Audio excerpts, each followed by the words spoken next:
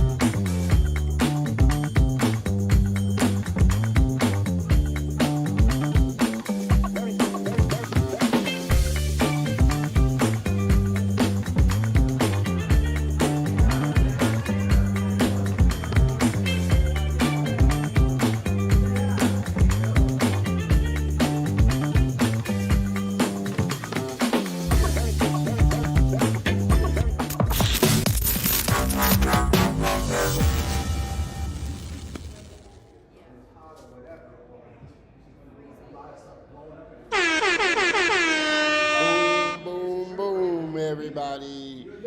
Welcome to another great event. We're down here at Gainescon, as you can hear.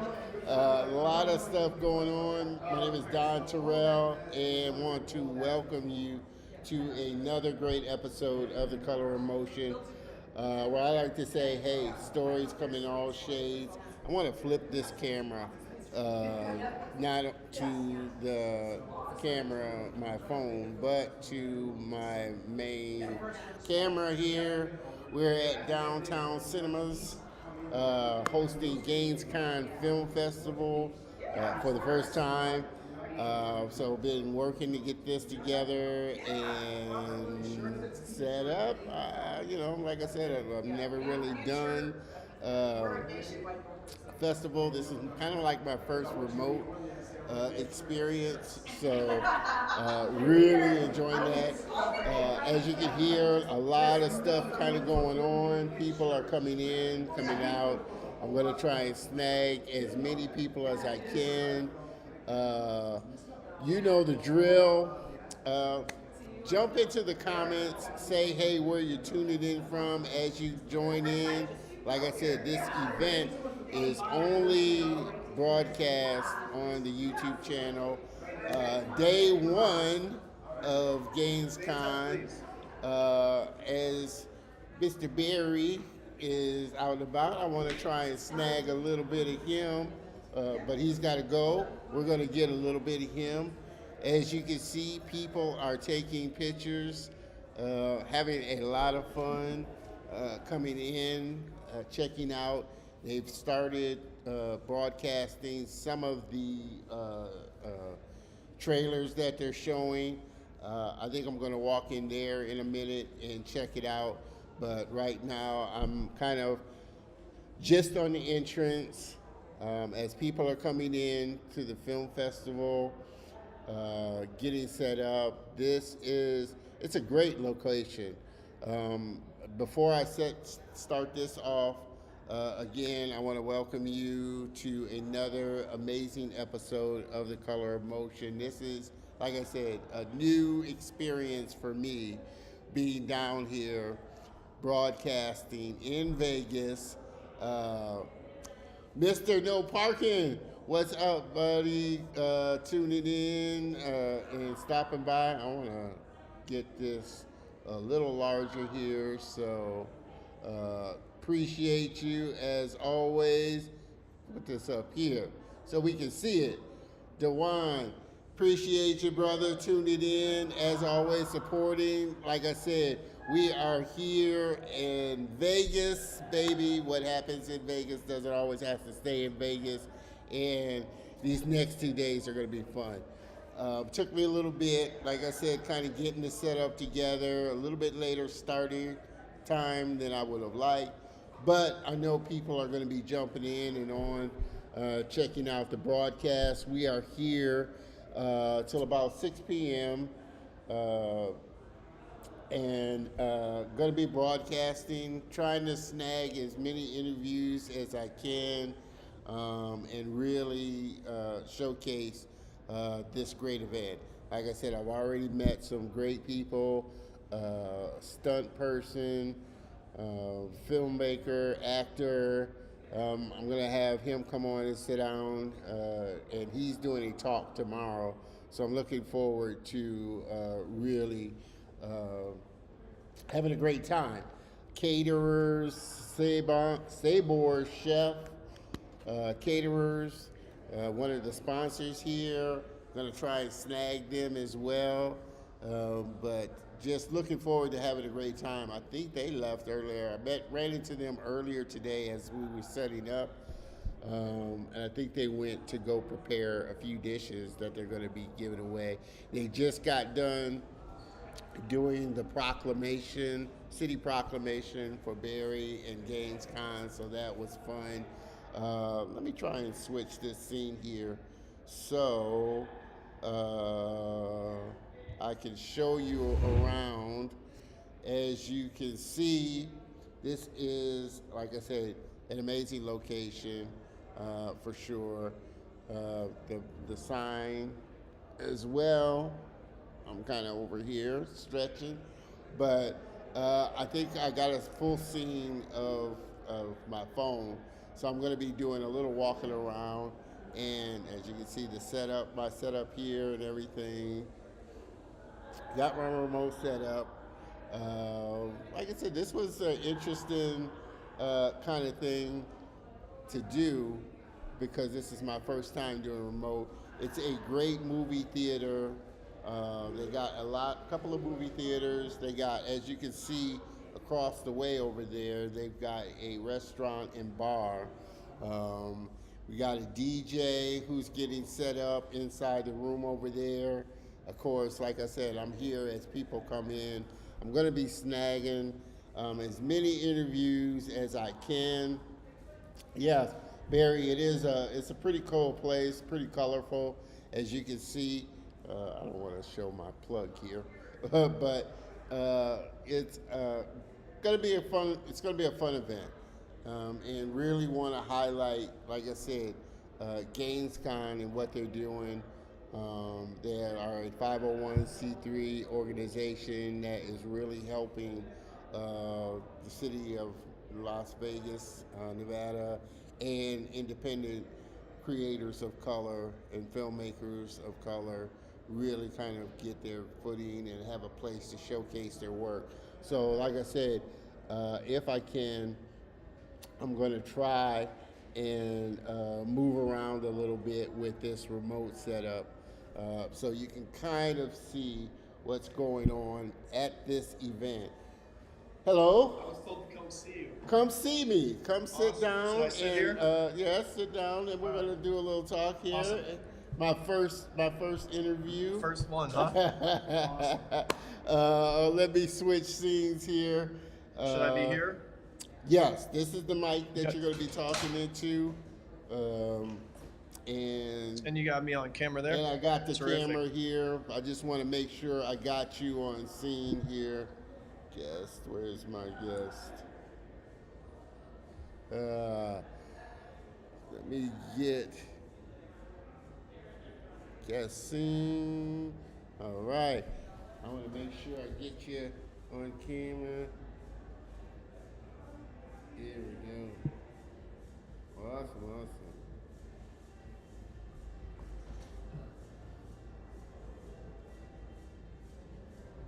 Right. You can never account for where people fall in the screen Right. here. Oh, I know all about it. But I got you now. Terrific. First off, tell us your name. Mm-hmm. How you found out and got affiliated with Gainescon. Tell us a little bit about you and Sure. what you do. Sure. My name's Corey Gilbert. I'm from Chicago, Illinois. Filmmaker, film producer. Well, I submitted this film. My film is Exile, and I submitted the film to this festival through Film Freeway, and I found the film festival through Film Freeway, which is a huge resource for me. And it seemed like it might be a good fit for my film. I submitted it. I also read a little bit about Barry and sort of what his film festival is all about. So I was excited to submit it and completely honored to be accepted. Awesome. Okay, and you said your name again is My name's Corey Gilbert. Corey. Corey, how long have you been a filmmaker? What kind of got you interested in film? And obviously, this event is like sci-fi, horror, fantasy type of thing. Is that your jam that you really love to do, or have you dabbled in other things as far as filmmaking goes? Certainly. I've been a filmmaker most of my life. I always like to say I think I grew up in the golden age of movies for kids. I mean, I was like 6 years old when the first Star Wars came out, and then all the Indiana Jones movies and E.T. and Back to the Future. I mean, that was me growing up, and so I think that really instilled in a lot of folks from my generation just the fascination and the romanticism of storytelling. Yeah. And my brother and I both have grown up always with a old school video camera in our hands, and then that translated into he and I starting a production company, which is what I also do. And then, on the side of that, I try to make short films, at least one or two every year. Yeah. And so that's really kind of at the short story of the long story of how I became a filmmaker. As far as the genres go, I'm a drama guy. I mean, I love an intense drama, but I also love action when it's motivated. One of my favorite filmmakers is Michael Mann, who does a great job of bringing drama and action, authentic action and beautiful drama into like one film. And I think that's really my jam. And so I do want to mention Frank Ziti, who's the writer of my film and the producer of my film. Action is his jam, right? Totally action. And he's very good at writing it authentically, but also creating interesting characters and not just relying on the action. So, although action isn't my total jam when it's built into something with great, interesting characters and there's some drama in it. That's what I love. Yeah, yeah, yeah. Well, tell us a little bit, kind of, if you can, dive a little bit into Exile, what the backstory is about, and how you came about the story as a whole. Sure. Well, I'll speak on a little bit on behalf of Frank Ziti, again the writer, and also I kind of helped craft what finally came to screen, but it's his story originally.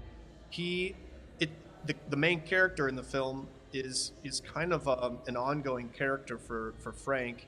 It's an assassin, and I've done a couple of projects with him where that character has been, sometimes it's been a male, sometimes it's been a female. In this instance, it's a female, which is, really interesting sort of, angle to take on the whole sort of professional assassin, underground organized crime, independently hired or, assassin story. And so it's kind of an ongoing character for Frank, and he and I have done a couple of short films that have been loosely based on this character, and Exile is the latest installment, I guess it would be. But really, the essence of the story is it's a disenchanted assassin who has been around this her whole life, and although she is exceedingly excellent at doing it, she's sort of disenchanted by the concept of what she's all about. And there's this person behind all that has this heart and this empathic person, and she's trying to get out of an organization and an industry that you're not really allowed to get out of. Yeah, yeah, yeah. Well, I know a lot of people don't kind of get the backside or the inside of producing a film, putting a film together. They always see the end result. Tell us a little bit about your thoughts on just where the industry going, your process for how you put films together. I know, like, in animation industry and kind of visual effects industry, they're kind of going through a little thing right now. We just kind of recently came out of the writer's strike with that. Kind of give me your thoughts. And now AI is a big thing with a lot of studios and things like that. Kind of give us your thoughts and ideas on the industry moving forward, the impact of AI as it pertains to what you do, and just how you go about putting a project together. Well, I'll start with the AI thing, and it's so new, and in complete transparency, I'm not totally up on all of it yet, right? I mean, I used some of the newer stuff in my work, like things that Photoshop can do that makes life a little bit quicker and easier, and things like that. But really, what I'm noticing with AI, and I think one of the most significant aspects of it is that I think it's creeping into like every single facet of every single industry, right? It is. Whether, no matter whether it's logistics or whether it's filmmaking, right? Or whether it's accounting, maybe. Yeah. But or writing. Right? And so it's making its way into every aspect. Like, for instance, initially you think AI, does that mean I'm going to create a scene? Well, perhaps, right? But then also now there's AI storyboarding software, and now you've got things where, do I go now and use this instead of my traditional storyboard artist, who I have a shorthand with and love working with, right? And it's very efficient and very cost effective, right?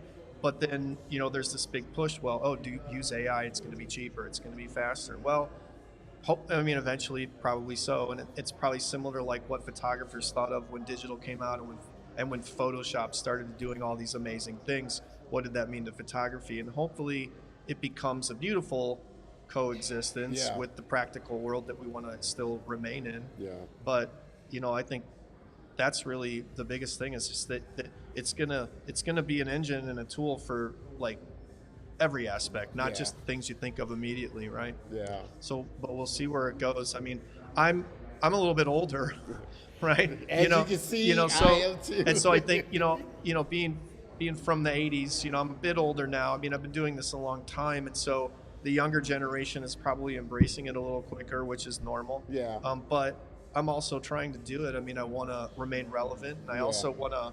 I don't want to be. I don't want to be cavalier or stick my nose up at new technology, because without technology and the Yeah. emergence of it being so accessible to the prosumer and consumer, I wouldn't have been able to build my production company or even be Yeah. an independent filmmaker. Yeah, no, I agree. And like, I've met people on one side of the fence or another. They love it, they hate it, they fear it, they, embrace it.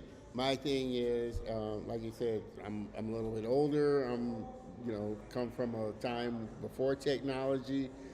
But I love it. I think it's a great tool that'll aid you in helping you become a better creative as long as you use it in the right way. A great ideation tool. So I'm excited about the future of what AI can do. I understand the kind of the pitfalls and the fears that some artists have. I still feel like they need to iron out a lot of copyright infringement, litigation, rules and things like that as far as the legalities of how AI can be used. But I do feel like it's a great tool in the hands of a creator, can create some amazing things and help them ideate and create things a lot faster than what they can, normally do. And I don't feel like AI is ever going to take that human replacement. You might be able to, like I said, ideate a story if you're a screenwriter or a script writer, but you still need to understand the basics of how to structure a screenplay, a story. Um, you may be able to use AI to create great artwork, but you still need to understand design principles and all of that. You may be able to use AI to animate something, but you still need to understand the principles of animation and squash and stretch and all of that. So I feel like it's a technology, obviously, that's a genie that's not going in a bottle, but as a creative, how can I learn this and use it and leverage it to make enhance what I'm doing a lot easier, make it a lot easier. So, as a tool, I'm excited about it. When when you're putting together a film project, what's kind of your process for as you're working, with you said your brother. I don't know if you and your brother are partners in working together, but when you're collaborating and working together, what's kind of your process for putting together a project? And this is obviously an indie filmmaker type of thing.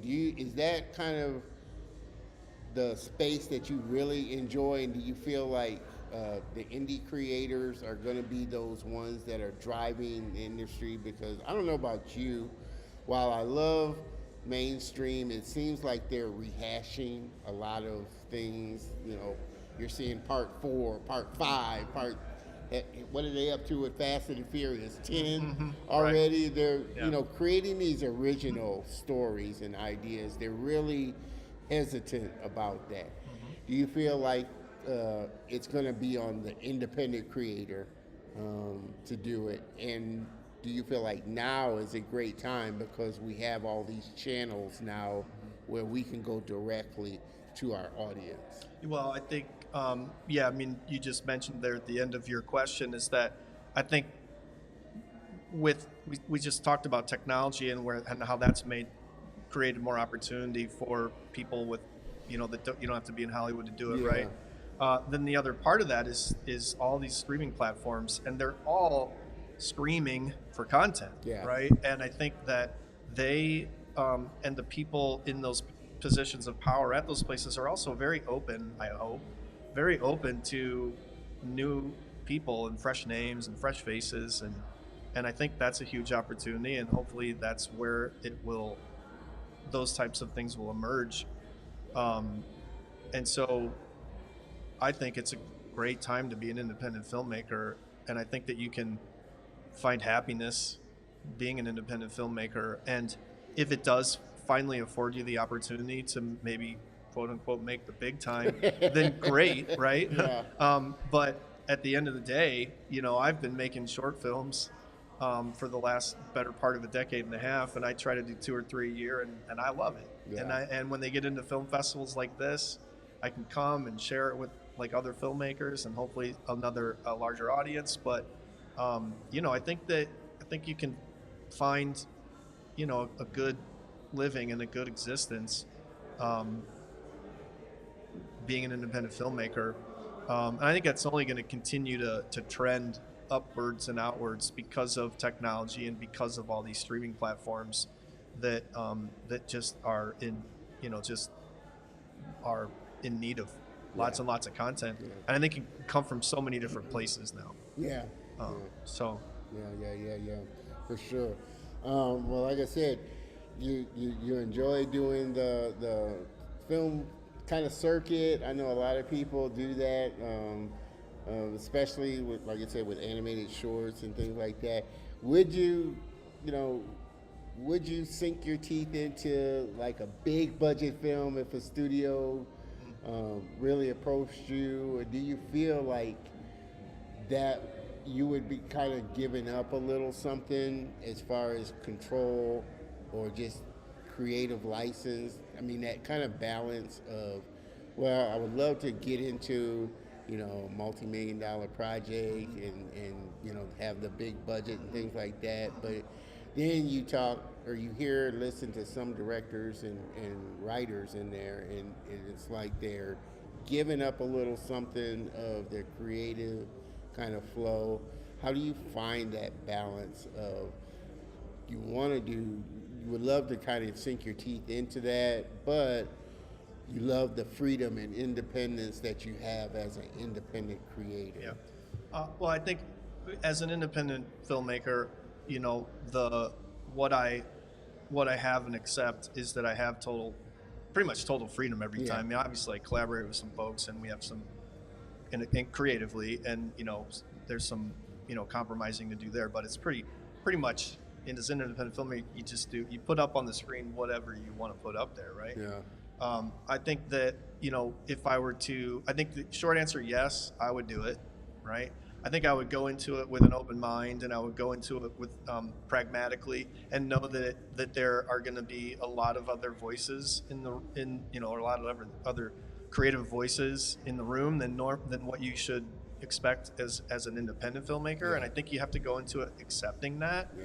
And I would see where that went. I mean, I think that it would go one of two ways. Either, having the different voices and being able to come to all the decisions creatively, and maybe I'm giving up a few things because one of the producers wants to do it this way, and it can be something that's totally fine, and I'm totally fine with it artistically, right?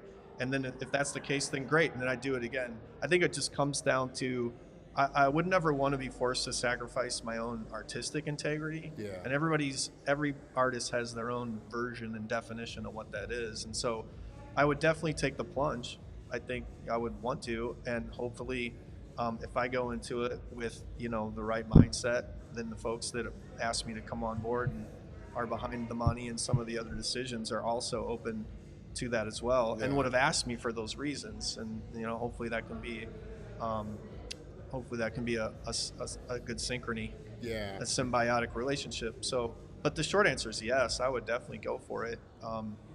Ideas can only get bigger and more exciting, when you've got more resources. Yeah. And hopefully, Yeah. hopefully, hopefully independent filmmakers get chances to do that. Is that the biggest challenge?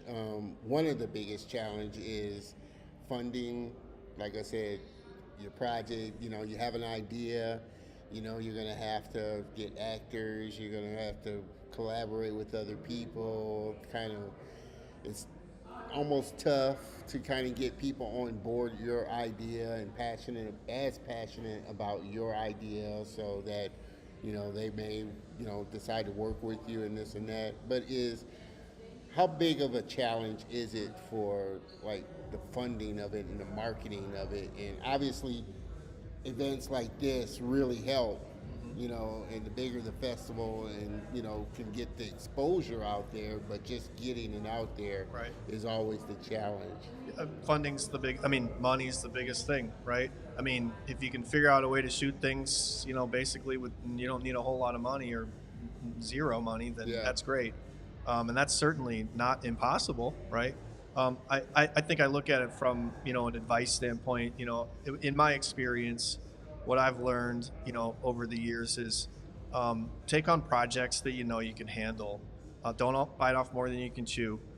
We're all artists, so we're ambitious, right? But only, but be ambitious responsibly, and if it's your first time or you're out, just make sure that you get a script and a story that you love, but keep it simple, and you can do both of those things, right? And it's a stepping stone process, and just get bigger and bigger from there and do it in increments.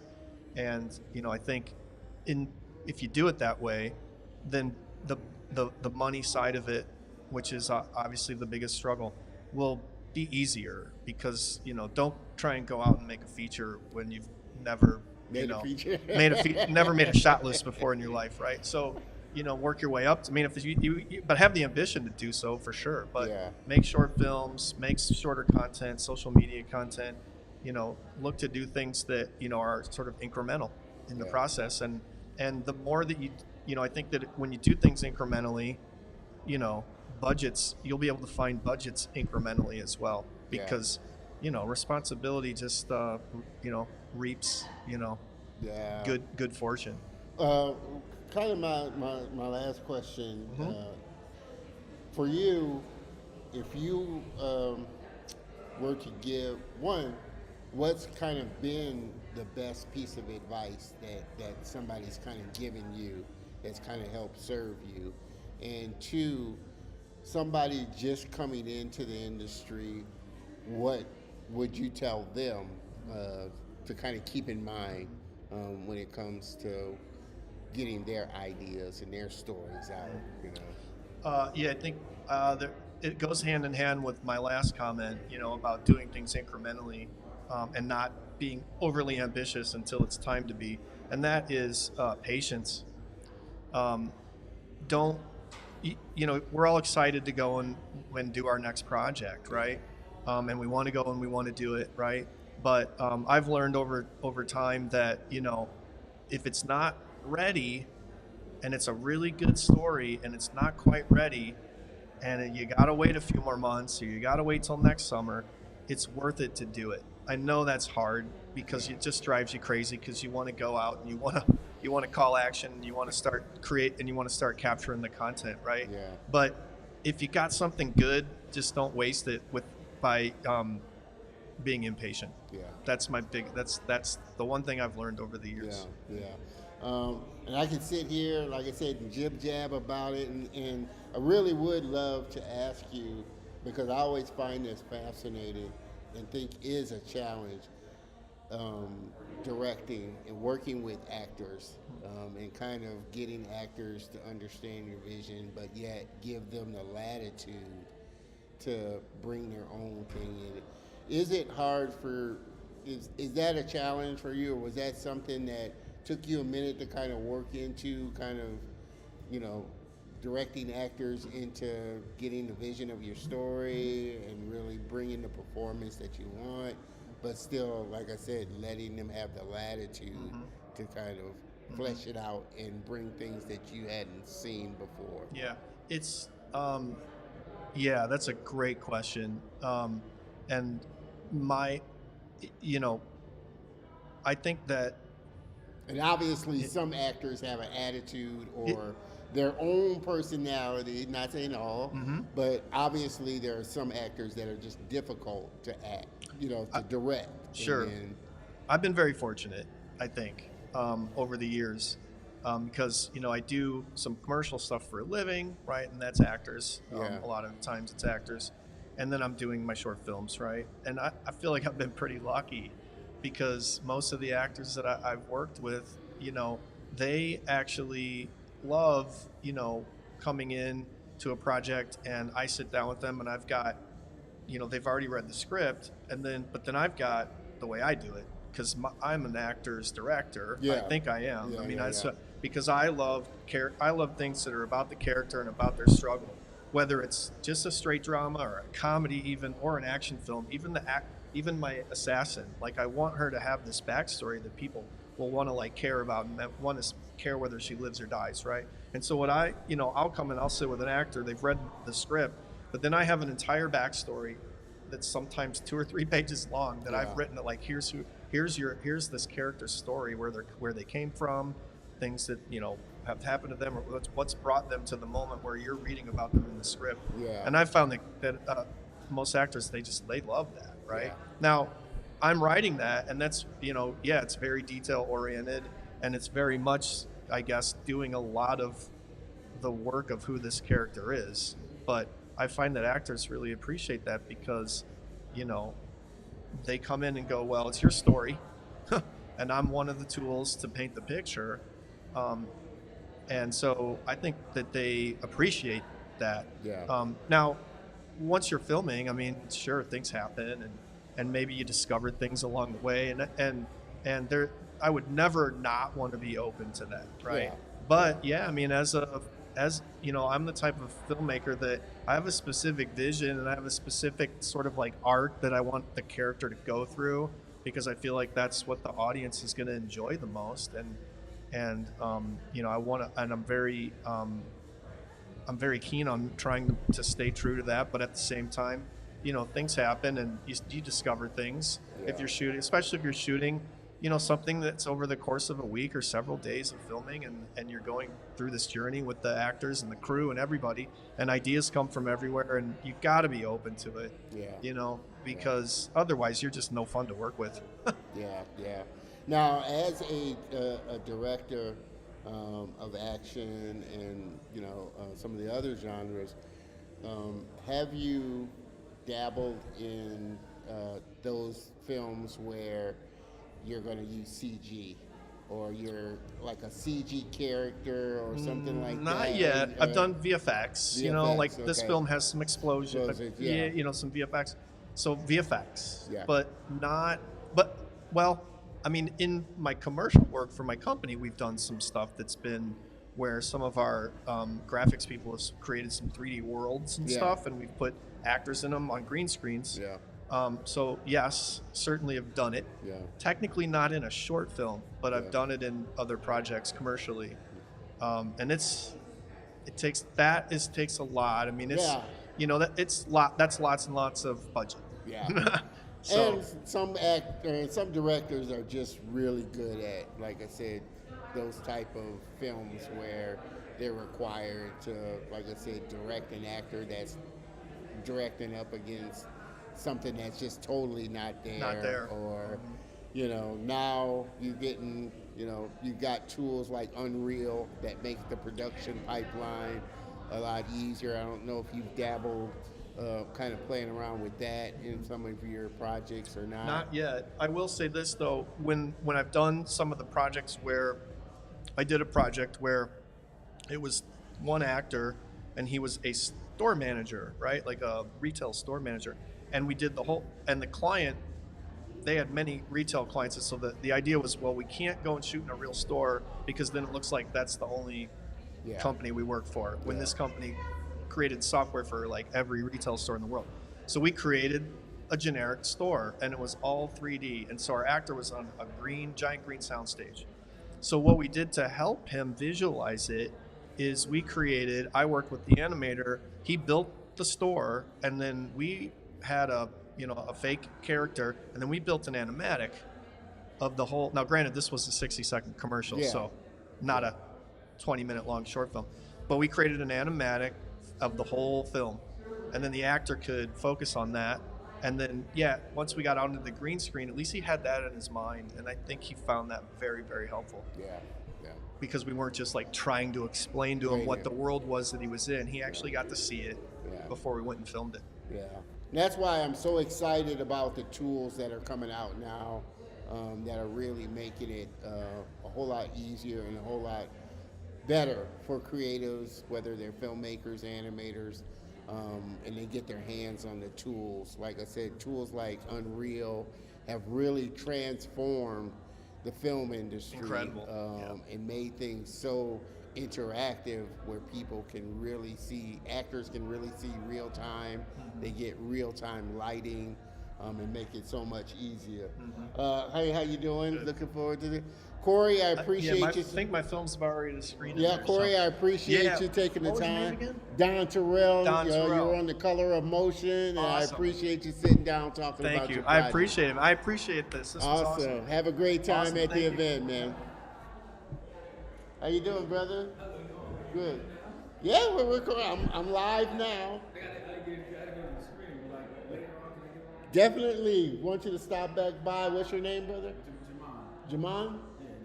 Nice to meet you. Looking forward to sitting. Okay, cool. I'm looking forward to checking it out. I might duck in there and check it out for you, but I'm looking forward to having you sit down, Jamon, and talk. All right. Put it back, man. All right. See, that's how it rolls here at Gainescon. We are having a lot of fun. Let me switch back to my solo scene here. Like I said, this is fun. Like I said, definitely something new for me. As you can tell, this is a new experience for me. As always, I want you to jump in. I know people are tuning out. This is a 6 hour event. Hey, how you doing? Good. We got people coming in, checking out the previews and the shorts. As you saw, Corey is an independent filmmaker. His film is previewing here today, and I think tomorrow. Like I said, they've got a lot of great events going on. So I'm super excited about being here, really broadcasting from the event, highlighting a lot of people. I think I see my other brother in here that I connected with earlier. I want to try and snag him. And like I said, we're going to be here till 6 o'clock. So please make sure that you comment. Miss Maggie, Granny, 7810, James in Las Vegas. Hey, Don. Maggie, I'm not sure if this is you. Hopefully, you know the drill. Like I said, always jump into the comments because I can see your comments and I can always see what's going on. Again, this event is only broadcast on the YouTube channel, so make sure that you hop on over to the YouTube channel. I want to plug it here. Let me move this. I was going to try and move it over. Is it locked? I think it is. I am going to go to my monologue scene here, but make sure that you go to the YouTube channel, subscribe, hit the bell notification, because that's the only place and the only way that you're going to know that we go live. Definitely want you to subscribe and hit the bell notification. Let me switch on over to this scene here. Yep, this is my monologue scene here. I like this scene as well. We did up a new thing for Vegas. Like I said, this is a new experience for me, broadcasting. I'm doing a remote live stream, so I'm still working out a lot of the kinks for sure. We got a lot of people kind of moving around, and I'm going to try and snag as many people as I can, for sure. But I got to make a plug. Make sure that you go to the YouTube channel, subscribe, hit the bell notification. Like I said, tomorrow we will be here 12 to 6 as well, streaming a lot of shorts and film previews. Looking forward to checking those out. I can smell the popcorn. I feel like I'm in just this whole experience here. Also, even though we're not streaming to the Facebook group, I always want to make sure that I plug this, get plugged into the Facebook group community, facebook.com/group/The Color of Motion. Follow us. become a member. It's growing. I definitely want to grow the community as well. And I think functions like this, Gainescon, is definitely going to help for sure. Again, as I always say, this is an interactive show, special 2-day live event. Looking forward to doing this next year and getting better with it next year as well. Also, hop on over to the Instagram channel, The Color of Motion. Follow us, become a part of the Instagram show and or the Instagram family. I'm looking to really expand the show and make it so much more better. Like I said, and I think events like this, being a part of Gainescon and doing a lot more remote broadcasts is really, really going to help. Got a little, like I said, rough, little rough start getting set up and everything and getting things going. Had the proclamation earlier for Barry and Gainescon from the city of Las Vegas. Like I said, this a great 501c3 organization that really helps independent creators and really promote that community. Got a great DJ in the next room over, pumping some great music. Got drinks and food in the next room. So really excited about this event. And I'm just going to roll with it and have some fun. And I hope you, as the viewer, joins in with me and has some fun for sure. Let me jump into this scene. I'm swapping all over the place here. Like I said, trying to get things together. Barry is running around. I plan on snagging him as well. But let me see if I can jump on over to my iPhone here and give you a little view of what's going on. Like I said, I'm trying to charge my phone as well. It's been going out. The battery's really been going. But once it charges up and I get some juice, I'm going to try and walk around and, show you a little bit of the area and a little bit of the space as well. So I'm looking forward to really being a part of the event. A lot of people are in the theater right now checking out the shows and the previews. So, like I said, we're snagging snagging as many people as I can, trying to get, the event going. And definitely, like I said, if you can be a part of this, I would love to hear from you. Like I said, we're going to be rocking and rolling here till 6 o'clock. I'm looking at my. I have to remember that I'm in a different time zone because I'm looking at my computer time, and it's definitely different than local time. Local time is. I'm trying to see what local time is. We're an hour behind, so I think it's 3:25 here locally. And my computer says 4:25, so it seems a lot more than it really is, a lot later than it really is. But again, I want you to be interactive with the show. Pop into the comments, say hey, where you're tuning in from. I'm connecting with a lot of great people. Like I said, I connected with Chef Gino, with Sabre Chefs, serving Las Vegas Valley. And like they said, they bring the experience of fine dining to you.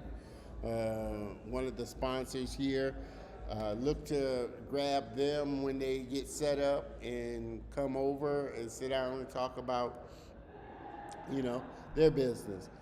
Definitely looking forward to talking to some more creatives, some more independent filmmakers. As you can see, right here, we are at Downtown Cinemas in Las Vegas, baby. I love Las Vegas. I always enjoy coming to Las Vegas, having fun, hanging out. It's hot as heck here, man. It is 118 degrees today. So I thought Houston was hot. And it's a different kind of heat. This is a more dry heat, so you really feel it. But Houston is a humid heat, and really something. It's just you have to get used to. But again, 118 degrees, man, I can only imagine that in Houston. But here in Las Vegas, they've been in triple digits for a while. So looking forward to, like I said, snagging a couple of people. I'm going to try and flag down my man here. But we're getting constant people coming in and being a part of this event.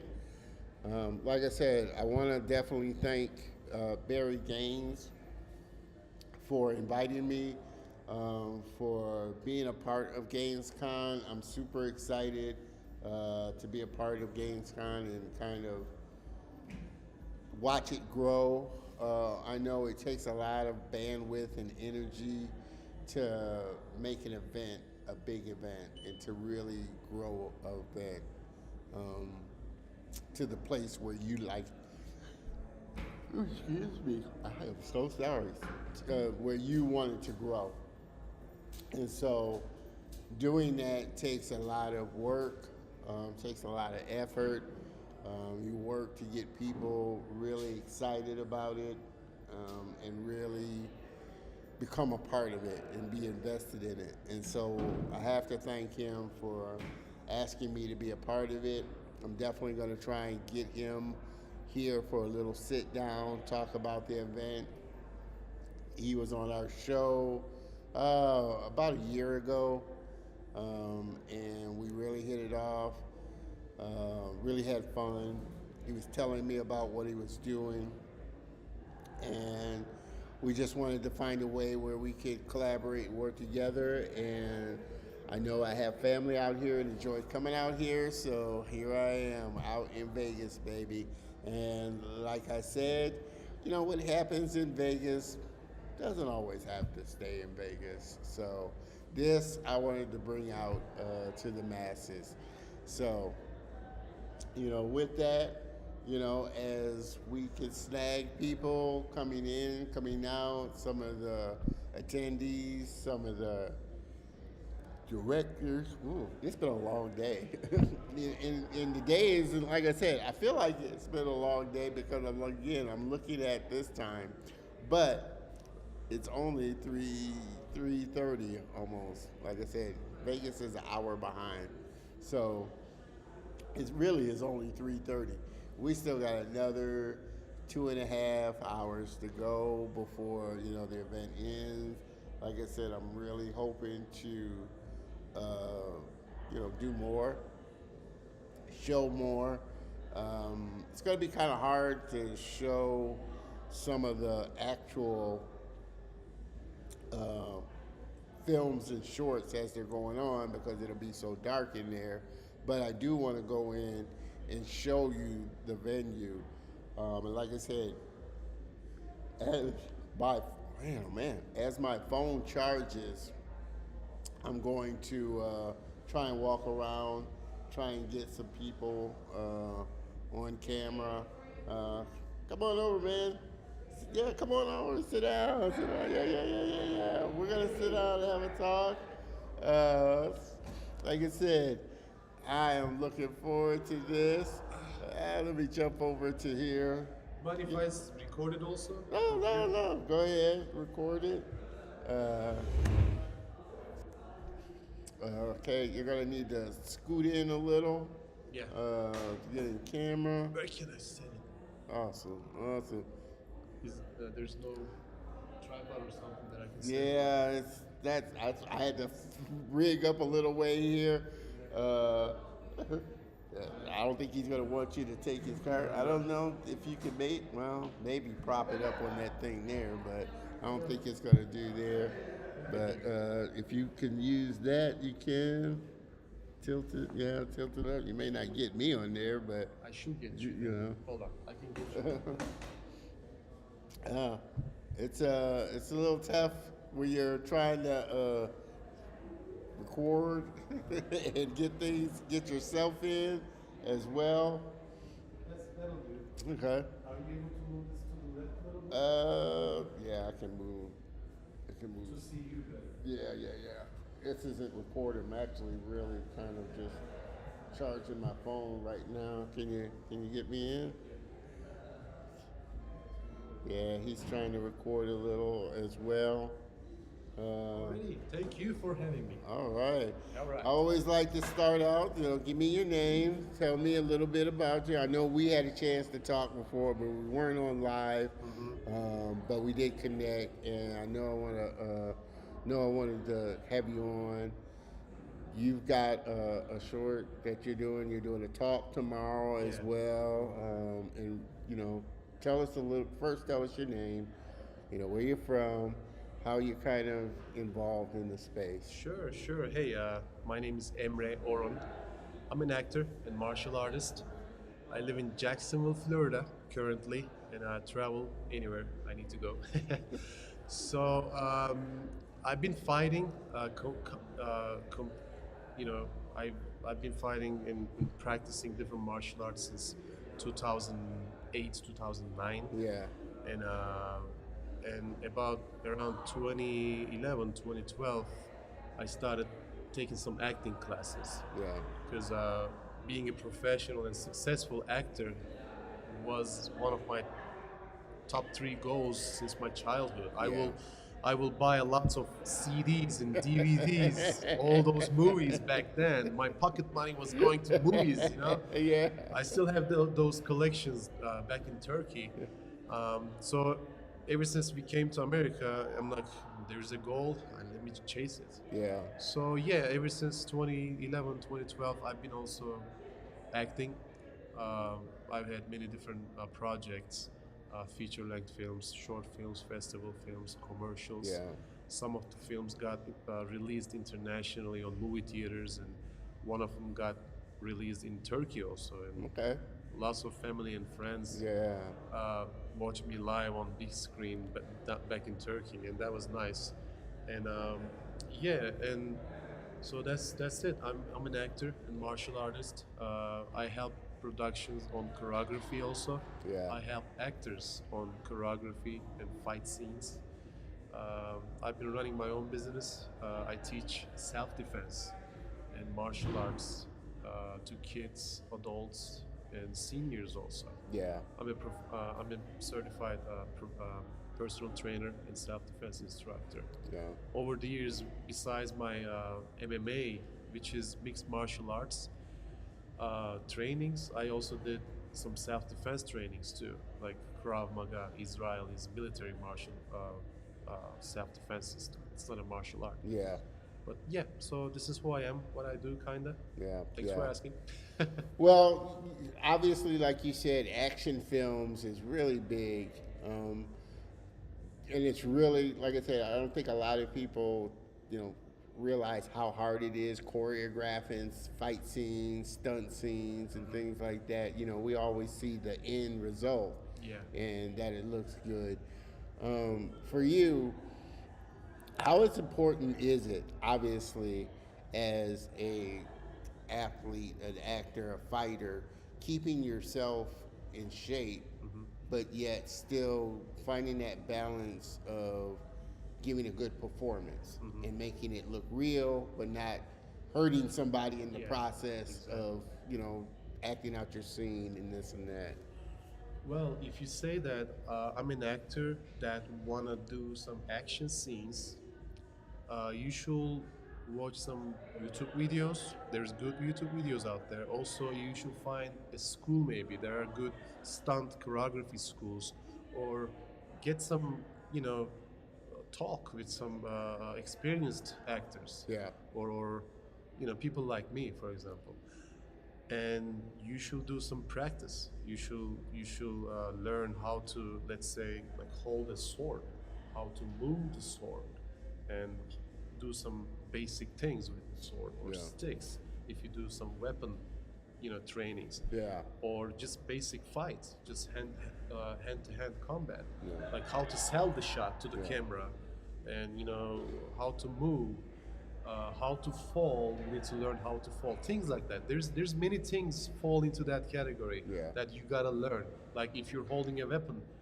rather than just sword or sticks, whatever, like a gun, like how to point the gun, Yeah.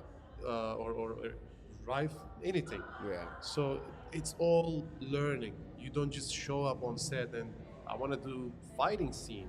Yeah. All right, So um, you need to stay ready as far as training goes. Just eat good, train every now and then, do some running, keep your cardio up, because fight scenes require some rehearsals, Yeah. right? Even on rehearsal days, you gotta perform to get the whole choreography done. Yeah. Maybe 10, maybe 15 takes on the rehearsal day, and then maybe fight day you will do continuous takes, two, Yeah. 3, 4 takes, and those are really exhausting things. Uh, you get overwhelmed if you're not in shape. Yeah. You can't really like perform after 2 takes. I've seen that happen many times on Yeah. set live. I'm like, come on, bro. It's just, and it's good to do, staying Yeah. in shape. You stay in shape for life. If you have to run away from something, some type of self-defense situation, then you gotta be able to Yeah. run, Yeah. right? Same thing for action scenes. Just stay in shape, perform well, and do some trainings about the scene that you want to go participate. Yeah. Not just hope that it'll go well. Yeah. Hoping it'll go well, yes, hope it, but Yeah. work for it as well. Where, yeah, you got to prepare and you got to really get yourself both physically and mentally prepared to do the scene. Now, has there ever been a scene or a stunt that didn't go as planned? And obviously, there's a lot of, instances where a stunt goes wrong, or actor gets hurt or a stunt person gets hurt. Has there ever been a scene for you where it didn't go quite as the way it should have, and you may have gotten a little injured, or it just didn't go right? I don't know. I've done so many so far. Like, oh yeah, like for example, we did some rehearsals, and then when we got to set, we did like 2, 3 takes only. But one of those takes, that was for my own production back in 2016. That's a short film. A buddy of mine was supposed to punch me, and he's got a background in martial arts also. Yeah. But he missed his mark, and he literally punched me First. right here. And see, I was the choreographer. I did the whole fight scene. I casted him for the role, other 2 characters as well. The magic here is, of course, depending on the volume of that hit, but Yeah. I kept on I kept on acting. I finished the whole take. Yeah. So actors on set, if you get hurt, if you are able to keep rolling, Yeah, stay in character. just stay in character, stay in that moment and just do the whole thing. Yeah. Let the camera catch that magic, and then you're like, oh damn it, you can go that. But if you can, I'm not saying you gotta do it. Yeah. No, maybe you hit really bad and you gotta stop right there. But if you can, just keep the whole thing going. So yeah, I had that one time. I was in Orlando. We were shooting this gang fight scene, whatever. I had to do backflip. I did the backflip, but I couldn't really stay on both of my feet, and I almost fell. I stopped like this. I didn't fall, but I stopped like this on the floor, and I looked at the guy. So I did a little bit of quick improv. Yeah. I did look at the guy, and then I just got up. whatever, and we kept on rolling. That didn't make the cut anyway, but we had some other scenes. So action scenes will do some false, like Yeah. it happens. It is surprising because, and I'm glad you said that because it's surprising. Like I said, when you listen to like some of the um, backstory of some films or just the commentary to some films, how some things wind up in there. I remember watching the commentary for Lord of the Rings. Yeah. And Viggo Mortensen's character. You remember when they came on him, Gimli, and I can't remember the elf's name, but they were looking for the Legolas. Legolas. Legolas. They came and were looking for the two. They were looking for the two dwarves, and they came across the scene where the army had slaughtered all the orcs, and Vigo kicked the helmet in frustration. He actually broke his toe during that scene and kept on rolling, and it made the cut. And it was just like, okay, wow. It's like you just stay in character. You just never know how it's going to play out, and sometimes it works out really great for the scene that you're in. That's it. You know, I know that. I every now and then I get on YouTube and I do this, behind the scenes and how to make the film type of footage. So I watch them. Yeah, I watched that a while ago. I know that it's. So tell us about the current project you're here for. I know you were talking about you're going to do a talk tomorrow. Tell us on what that talk is about, the project that you're currently working on, and how you see the future of the industry moving forward. Yeah. So my fourth project is actually being screened tomorrow for the first time on big screen. This is kind of premiere for it. Yeah. It is a documentary. So I had my final fight last year. I was thinking of retiring from professionally fighting or competing because it's just the time.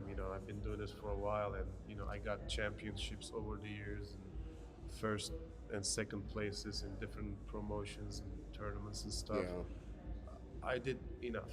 So the movie I'm here for, well, that's not the only reason, but it's a documentary about my fighting career. Yeah. So it'll show some footage from my early fights, like highlights, some interviews with people, the back room, like backstage, where how the fighters get ready for their fight coming up, training process, actual fights, live event, and post fight. So I'm excited for it. That's my project tomorrow being screened. And also I'm here as a guest speaker. I will talk about, choreography, safety on set, how to stay fit, how to train for different roles, who I am, how long I've been doing this. Pretty much what we're talking about, a little bit more deep. Yeah. So tomorrow is the day. And that's... Do you And think? you ask another question. Well, the industry moving forward, which kind of ties into my next question, as far as, you're from Turkey, but you're here now. I'm not sure when you came over or if you were born. I believe I said that, but we moved from Turkey, Republic of Turkey, to America back in 2010. So how old were you then? I was like right about turning 21. Okay, 21. So, So do you think? Are you trying to find out my age? I'm old. Come on. Well, hey, as you can tell, the great. If you're old, you keep your gray hair well hidden. I got a few. Yeah. But do you think you would have found the same success or the same type of work had you stayed in Turkey as opposed to moving here? How do you feel like it'd be different and the industry is over there versus over here? Well, Republic of Turkey. I mean, film productions, TV series and stuff, very very quality, high quality, legit productions. You go on Netflix, you'll see most of not most, but a lot of them. I don't know if I stayed in Turkey, will I have pursued acting like I am? If I did, how successful I will have become? I'm not sure, cause you know it's the fate, it's the destiny. Yeah. You know, you have doors that you will pick and open. And Yeah. I don't know if I will open that door and pursue acting back then. But if I did, I will have, you know, been okay. You know, still, uh, one of my plans is, you know, visiting Turkey and maybe meet some production companies and things like that. Hopefully, it'll go well. Yeah. Um, I'm not sure, but the business here is it's just amazing. You know, now after since COVID, it's it's more streaming wars. Yeah. You know, but Yeah. all these streaming channels out there, Netflix and Disney and HBO Yeah, Max, they got so many. Amazon Prime, Yeah. they are doing so good productions. I'm like, wow. Yeah. You know, you can just put it on movie theater. That's the same quality. Yeah. So movie business expanded, like even gotten larger this past 3 4 years, pretty much. Yeah. Yeah. And you know, we all hope to see ourselves in the top. So we are all aiming for the top and just moving forward. That's Yeah. what we can do. Yeah, yeah, Yeah. yeah. So obviously, you know, you enjoy coming to events like this, Yeah, being a part of absolutely. events like this. What's been kind of the best piece of advice that you've kind of been given that's really helped you along the way in what you're doing? That somebody's given you that's really stuck with you? You know, I'm always a hard worker, whatever I'm doing. Over the years, you know, becoming this successful in martial arts and my acting career so far has not been easy. You know, I've worked 2 jobs, 3 jobs. I traveled on my day offs. Yeah, You know, yeah, things like that. And people who've seen me and know me, they always say, "Man, just do what you're doing because you're doing good." yeah, It's all about hard work. You Yeah. know? The piece of advice that you can give to anybody out there is go 100% as much Yeah. as you can. Yes, sometimes you can't, but do what you can as best as you can, yeah, and go move forward. yeah, Um, and anybody I can give advice to will be do what necessary to be done for Yeah. whatever you're doing. Take extra steps if you can take those steps, and then pray for success. yeah, Praying for success is not going to come to you out of nowhere. yeah, Praying for success will happen if you work hard for that thing, yeah, you know? yeah. So that's what I've been trying to do. We're still on the road, and Yeah. still yeah. driving to that light. Not that light, the good light. The good light, the good light. No, Yeah. it's such, like I said, big advice, profound advice. Do what, like you said, you have this dream. You do what you feel is necessary to keep you on that path of achieving that dream. Exactly. It's not always an easy thing to do. And like you said, you have to take 2, 3 jobs sometimes.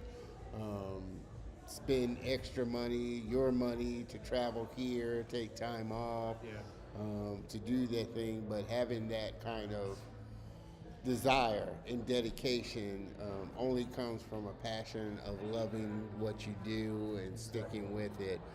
I know all too well. Definitely looking forward to checking out your presentation tomorrow, Thank you. checking out your documentary, Thank you. and really sharing it with my audience Awesome. to check out as well. And look you up. I'm so glad we've had a chance to connect. definitely looking forward to staying connected with you then. So am I. So am I. Thank you, sir. Thank you. I En- appreciate you, brother. Enjoy your show. Again, just one more time, tell the audience your name, where you're Sure. from, where they can, if you have social channels Yes. that you want to share, let them know so that they can check it out as well. Sure. They can check me out or follow me and get in touch with me on Instagram. I have EMRELAX, Emrelax. It's my name and relax, kinda. Emrelax. Emrelax on Instagram. I also have Coach Emre Orun on Instagram, Facebook, Emre Orun. Yeah. Also actor, Emre Orun actor model. They can find me. LinkedIn, my name Emre Orun. They can check my webpage www.emreorun.com. Yeah. Also www.coachemreorun.com for my business. Yeah. Anybody who's listening to me enjoyed so far? Any questions or want to do some chat? Yeah, just shoot me an Definitely. email, give me a call. I'll be there. Yeah, definitely reach out to him. I'm gonna call him M for sure All because right. we're cool like that. I like that. But definitely reach out, check out his work, check out his site, get connected with him. Like he said, super amazing guy. I'm so looking forward to your talk tomorrow. And again, M, I can't thank you enough for connecting in the first place. And look forward to talking with you Yes, more, sir. brother. Pleasure is mine, sir. Awesome, Okay. brother. Thank Have a you. great time at the You too. event, and I'll see you next time. All right, guys. See you. All Bye-bye. right. Like I said, we are having a great time at the event. Hopefully, you got me on camera there. But like I said, M's such a great guy. Relax. As you can see, there's a lot of interesting people here at this event, and we're trying to snag. We may be able to snag them again pretty soon. But as you can see, let me switch over to my whole solo scene here. But as you can see, we're having an amazing time here. People are coming in and out of the event, checking out. They've got the shorts and the films going on. I might just try and take a peek in there. I'm trying to, let my phone charge up. It's charging up really slowly for some reason. Maybe because I'm using it as a camera. But I might, I said I was going to go. I think tomorrow for sure I'm going to be going straight, few hours from 12 to 6 because I got the setup kind of down for sure. But I hate breaking it down, again and restarting it. But hey, that's how it goes sometimes. Like I said, this isn't like a room. But as you can tell, hey, we're going all out. I might just take a little break for sure. I should play. I should have had a scene that just goes, which I think I could use my countdown scene and do I may do like a 30-minute hour break while this is going live so I can continue with it. I might do that. Set this countdown scene to an hour scene and see how that goes. But let me do this preview mode. Yeah, it's always interesting. Like I said, doing events like this. This is my. I appreciate you bearing with me through this whole thing. We are here downtown cinemas, Las Vegas. enjoying all the people coming in and out for the event. Hello, how are you? Good, good. And recording them on camera as they check out some of the shows and things. Uh, this, like I said, it's a new experience for me. Like I said, a lot of the people coming in and checking out the shorts. They're going to be doing awards a little bit later on. Might try and capture that. Like I said, they had a ribbon cutting a little bit ago. As you can tell, we got a photo op booth right here next to me. I am probably going to do maybe like an hour break and just let it go through this little hour scene here and then come back live. So I want to try and set it up. This is such a great event. And again, I'm going to try and grab Barry on maybe a little bit later on after the screenings or tomorrow. Like I said, this is a 2-day event. Day one was, interesting. Always, like I said, we're going into 1.5 hours here streaming. And like I said, I'll probably do a 30-minute to an hour break and then come back on live. But like I said, we're here till 6 o'clock. It is 4 o'clock, about 3:58. Right about now. I think I got the time right. As always, please make sure that you hop into the comments. I always like to give a shout out, see who's checking out the show, say hey, where you tuning in from. Again, this this event is just a great event. Something I've never, I'll be honest, I haven't done before, remote streaming. So this is a new kind of thing for me, but it's been an eye-opening thing for me and definitely something I want to do more of.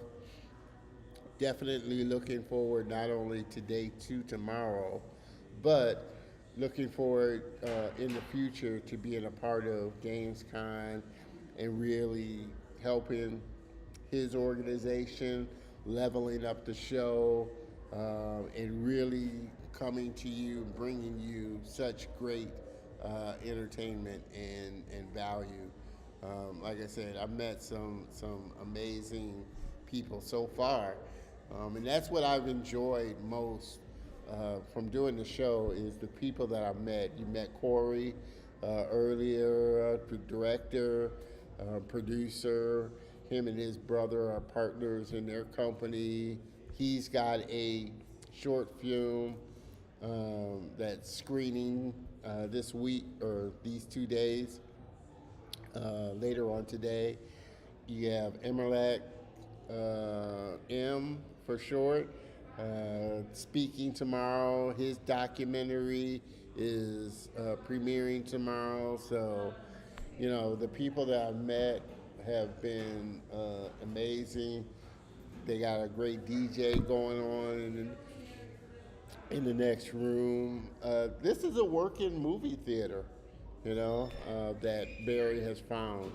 They got a couple of great theaters in place. It's a great space. The theaters are up on the second level in the next room over. They've got a bar. Hello, how are you? They got a bar and restaurant. So you got a lot, got a lot of great events going on. This is a great facility. Just trying to keep it going and enjoy this. Working to not only get myself kind of up to speed with how things are going, but also, get better at this and really, try and level up the show. Like I said, I got a lot of big things planned for the show. I cannot thank you enough for always supporting the Color of Motion. I wanted to make this the best event I could. Obviously, there's still a lot of room to grow. I'm trying to keep an eye on it on the channel. Like I said, this is only available. I'm only streaming this to the YouTube channel.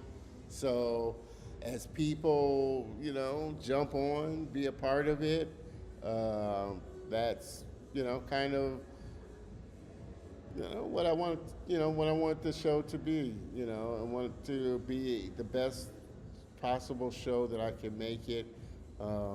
Only you and the great guests that I have on make it that. And I feel like as much as I've enjoyed doing it, and as much as I've enjoyed investing in growing this, I still have such a long way to go.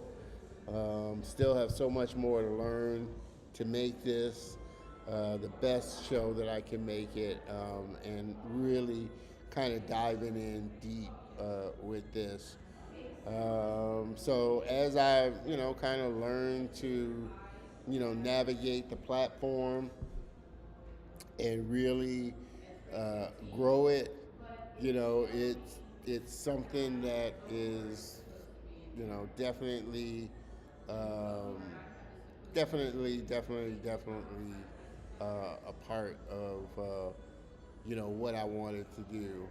I'm trying to bring a little value to you, bring a little something special, and really kind of highlight what I'm doing, and hopefully you enjoy just the journey of it along with me. And I feel like if I'm honest with you in that respect, that hey, I want you to come along in this journey of what I'm creating with me, that you will. Like I said, my audience, I believe, is a forgiving audience. And, you know, I appreciate you so much for that, and coming along with me for the ride. Because, again, like I always say, I can't do this without you. And definitely, you know, I wouldn't want to try doing it without you, for sure. So, uh, it's been such a great event that, I can't thank you enough for always just supporting this show, and, supporting me, and really helping me get better at this, for sure. So, what can I say? This is always fun. We still got a long ways to go. A lot more people. I'm always looking up.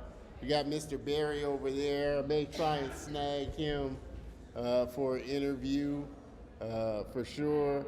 But people are steadily coming in, and being a part of it. Hello, how are you? Good, good. How are you? Good. And I'm super excited about being a part, like, I can't say enough, of this event, and really sharing, you know, this whole growth of what the show is all about. And again, like I said, cannot thank you enough for, always supporting, always being there, always checking out the show and helping it to grow. So, like I said, this has been such a great event so far. A lot of stuff going on. Looking forward to. Excuse me. Say, bro, can I get a glass of water? I appreciate it. I would come in there, but I'm on live, but I appreciate it. uh, like I said, it's just such a great event. Their bar, I'm gonna go over and grab a little drink and a little later on, once I take a break. But they've got a great, it's a great venue. Such a nice venue. They've got a bar and a lounge, like I said, right across the way there, and again, downtown cinemas, Las Vegas. You know, hello, how are you? And people are still coming in to check out the previews, be a part of the event, and you can't ask for more than that. I cannot stress enough, like I said, how hard it is, and how much work is involved with one, putting on an event, regardless of you know how big or how small it is, but putting on an event that you're working to try and get it to grow. You're working to build it. You're working to get vendors. You're working to get people on board with it, year after year after year. And just think about Comic-Con. It's such a big event now, but its first year, Comic-Con, obviously, thank you, brother. I appreciate you, man. Uh, Obviously, the first year, it took a lot. Not everybody knew about it. Not everybody wanted to come to it. Wasn't the big comic palooza thing it is now. So you have to start somewhere. And getting people on board at the beginning can be challenging. Everybody wants to be a part of it when it's booming and it's at this level, but getting people on board your vision when nobody is following it, when nobody is attending it, when it's just this little nugget of thing, that's the key, and that's always the hardest part. So, just like with this show, getting people on board early, growing it, that's the challenge, and that's always the work in progress of sticking with it and making it something. Um, like I said, it's easy when it's big. I'm going to take a sip here. My man brought me some water.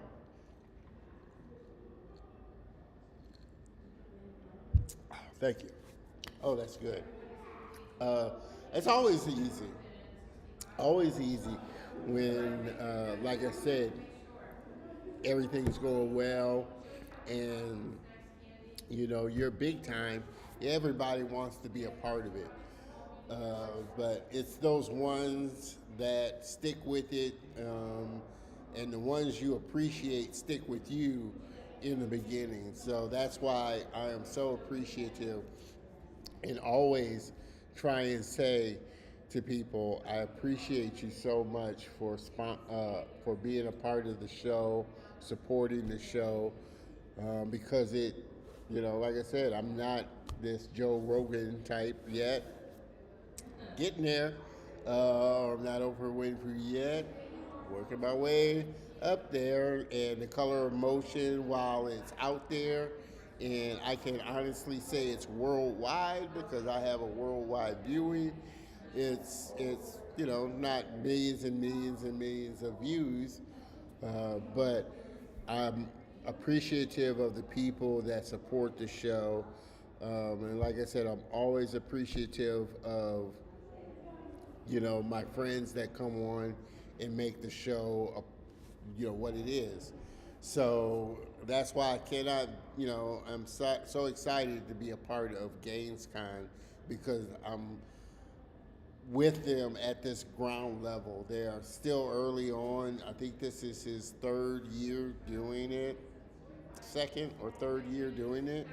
So I'm super excited about it, and super excited about being a part of it. Um, I know with Afro Animation, like I said, I was with, attended, albeit online, because I think when they started, and I'm trying to get Keith White and Rio Cyrus on, the founders of it and producer of it on the show. But I remember when they just started that, it was strictly online, and now this is, I think, their fourth or fifth year doing it. It's grown tremendously, and now it's in person. But it takes a lot of work. So I have a lot of respect for you know, those ones that, put in the time, put in the groundwork and really work to make, to make their event a household name and an everyday name. I always like to, like I said,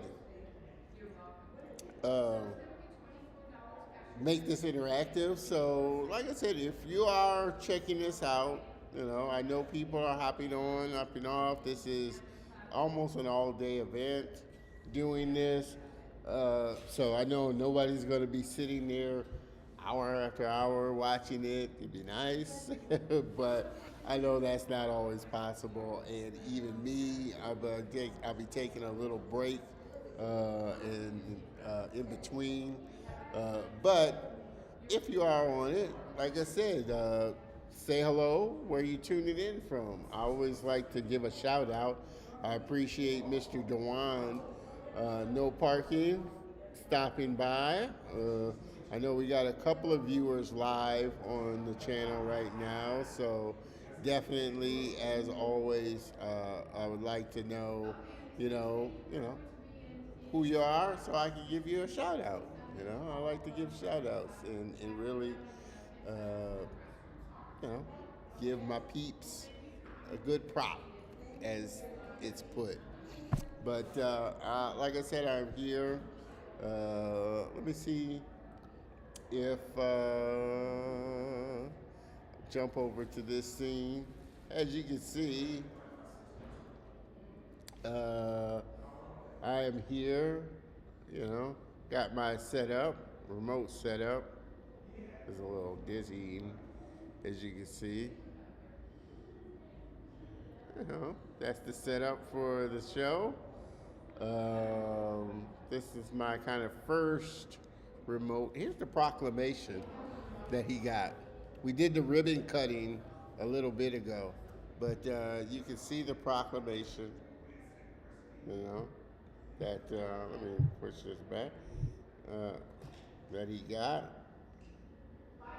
Certificate of Special Congressional Recognition to present us to Gainescon Film Festival in recognition of your commitment to celebrating film artists from underserved southern Nevada communities. So that's the proclamation that Barry got. I was there at the ribbon cutting. It was cool. Got some photo ops there. We're going to try and share. Like I said, this is a great event. I'm over here at the front part. As soon as my battery kind of charges up a little more, I'm going to try and, do some walk around and check out more of the event. But super excited about everybody. Hi, how you doing? The people that are coming in to check out the events. I feel like I'm an official welcomer of people coming in and being part of the event. Maybe, I know, it's not, the average attendee may be a little hesitant about jumping on camera. But I do want to kind of just ask a few attendees if they, how they heard about it, what their thoughts on the event were, and kind of grabbing just everyday attendee, or average attendees. And I've had a couple of the presenters, a couple of the indie filmmakers sit down and kind of talk about what they're premiering here at the festival. May try and grab a little bit of interview with the DJ. They got a great DJ over in the next room over. She's rocking it out. It's a female DJ. She's been rocking some great music. So looking forward to that. I think they're going to do like a little mixer event afterwards with people and some of the attendees. So I'm looking forward to that as well. But this, like I said, it's been a great event. Again, make sure that you hop on over to the YouTube channel. Like I said, this is the only place that you're going to see this 2-day event live. But get plugged in for sure. Remember, let me go back to live mode here. Remember, youtube.com/Don Terrell. Subscribe. Hit the bell notification so that when we go live tomorrow, you'll be notified. Like I said, today it got off to a little bit of a slow start because a lot of people were still setting up. This was kind of my first time kind of getting things together and that type of thing. So it was, a little scattered, but we got going here. As you can see, I created some new scenes. Again, we are here at Downtown Cinemas in Las Vegas, Nevada. Las Vegas, baby. I love Las Vegas. I love visiting. Hey, how you doing? Good. Trying to grab people and see how they're doing. Like I said, maybe grab the DJ a little bit later. Talk to her about her music, her DJing, how she came about, doing what she does. But again, it's only live. These events is live here at the YouTube channel. Don Terrell. Make sure, like I said, you subscribe. Make sure you share it as well, because that definitely gets it out there, gets the channel out there as well. I want this to be a great event. I want it to grow, not only the event, but the show as well. So I cannot do that without you. Also, become a part of the Facebook group community, facebook.com/groups/the color of motion. Follow us, hit, be a part of the community. We share a lot of industry news there. We have a lot of fun there. So I definitely want you to be a part of the community, be a part of the family. I'm from a big family, as I always say, and I'm trying to get it to grow. So it's slowly growing. I think it can grow a lot faster, and I cannot do that without you, the viewers, for sure, helping me with this. Also, Instagram. Join our Instagram channel, The Color of Motion. Follow us there and be a part of the community. Like I said, we got a lot of fun things going on. People are still kind of coming in, being a part of the show, taking their photo ops, as you can see, and just having all around fun at the event. Let me see if I can get that. Like I said, people are still coming in. They got a good photo booth where people can take pictures and stuff like that. So, like I said, we got people coming in and checking out the film festival, and coming around and really being a part of Gainescon. It's growing. We want the show to grow. We want the event to grow as well. And again, can't do that without you, the viewers, always supporting the channel. Again, like I said, this is such a great venue. It's a beautiful movie theater. They got a great bar and great restaurant. Like I said here, I can smell the popcorn, and I'm not a big popcorn eater, myself. I don't know about you, but yeah, I like popcorn, but not that much.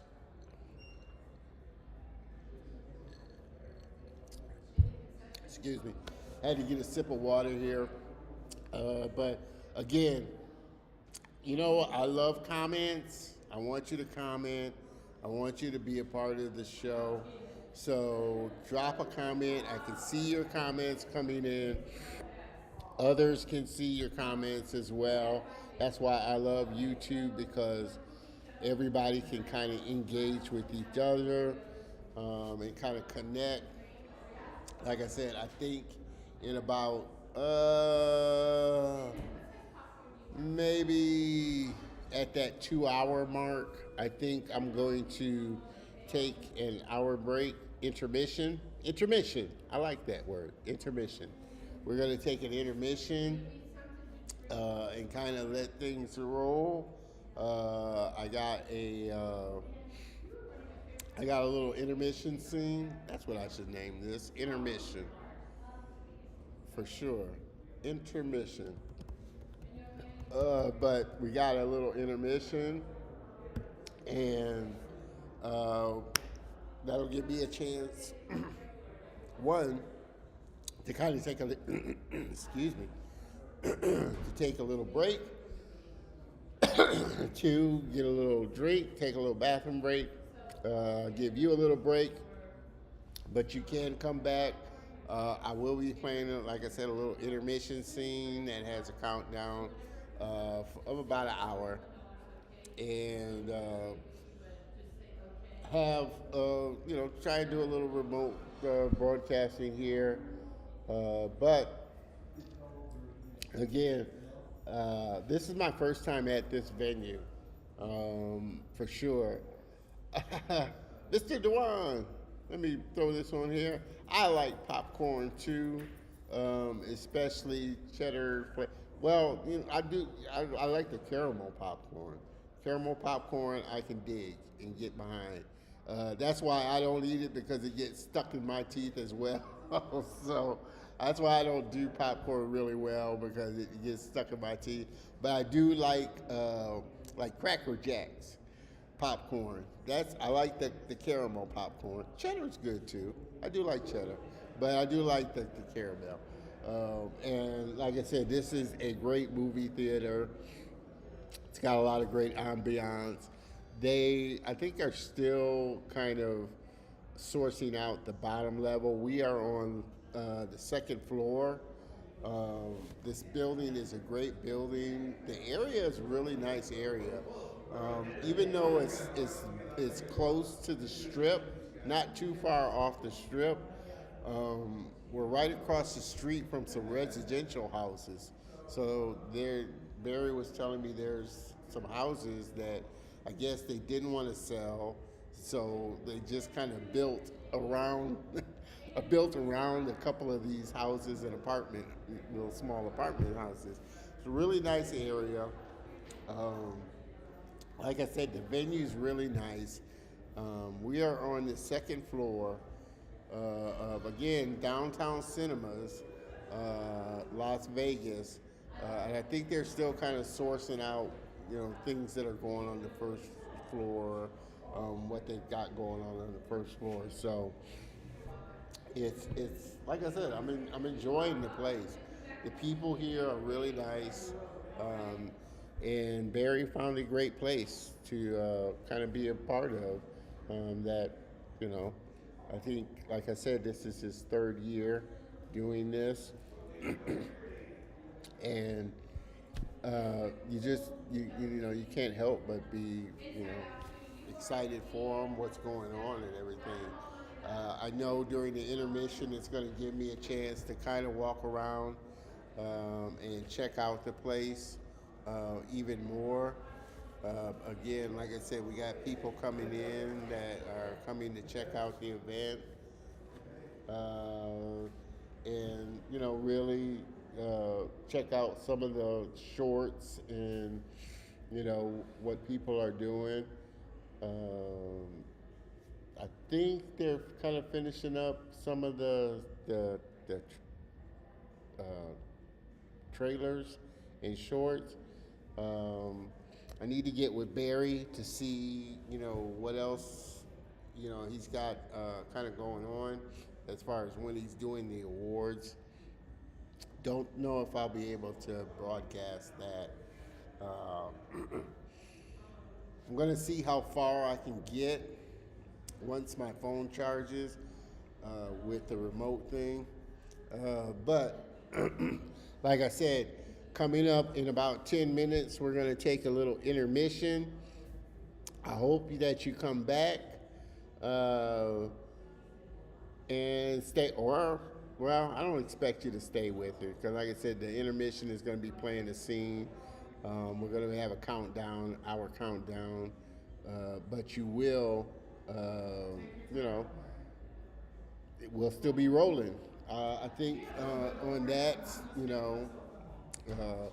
on that scene, I will probably mute so that you can enjoy the festivities. Like I said, I'm super excited about just how the whole thing has been going.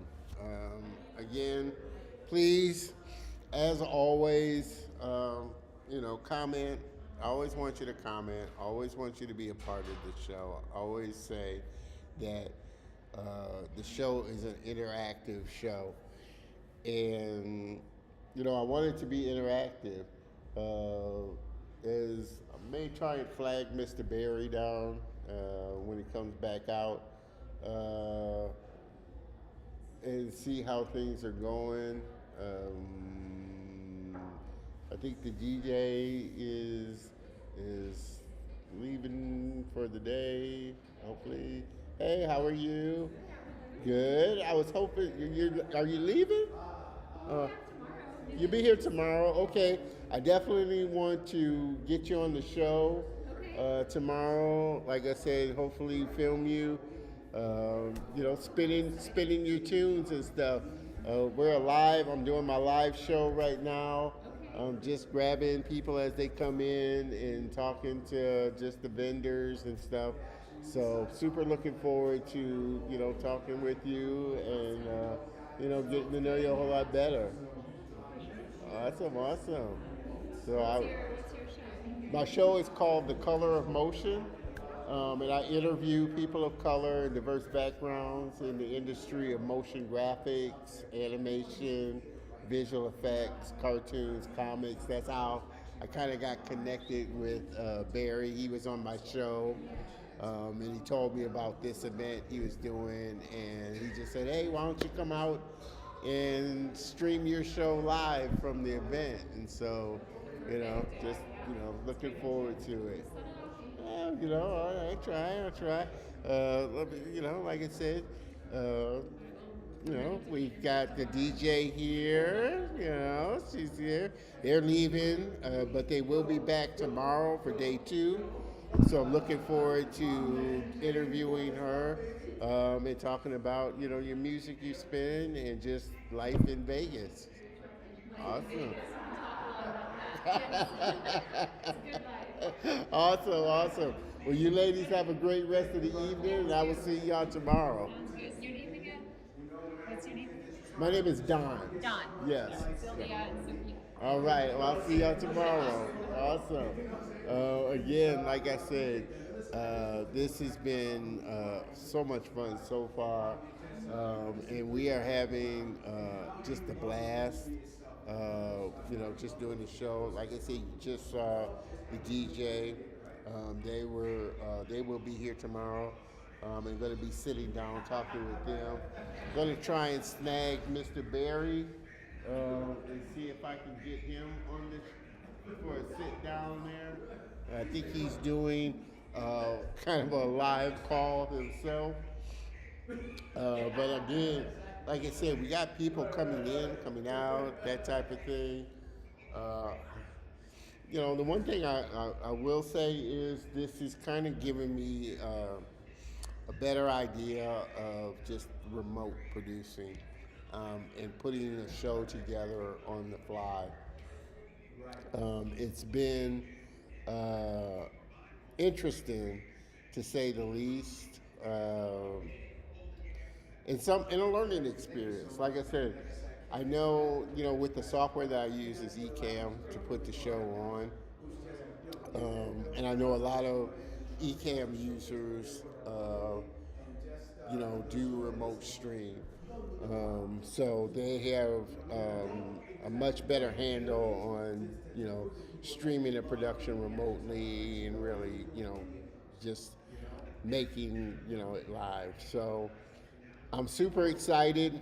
Like I said, we are getting ready to, in about 30 seconds, go into intermission mode.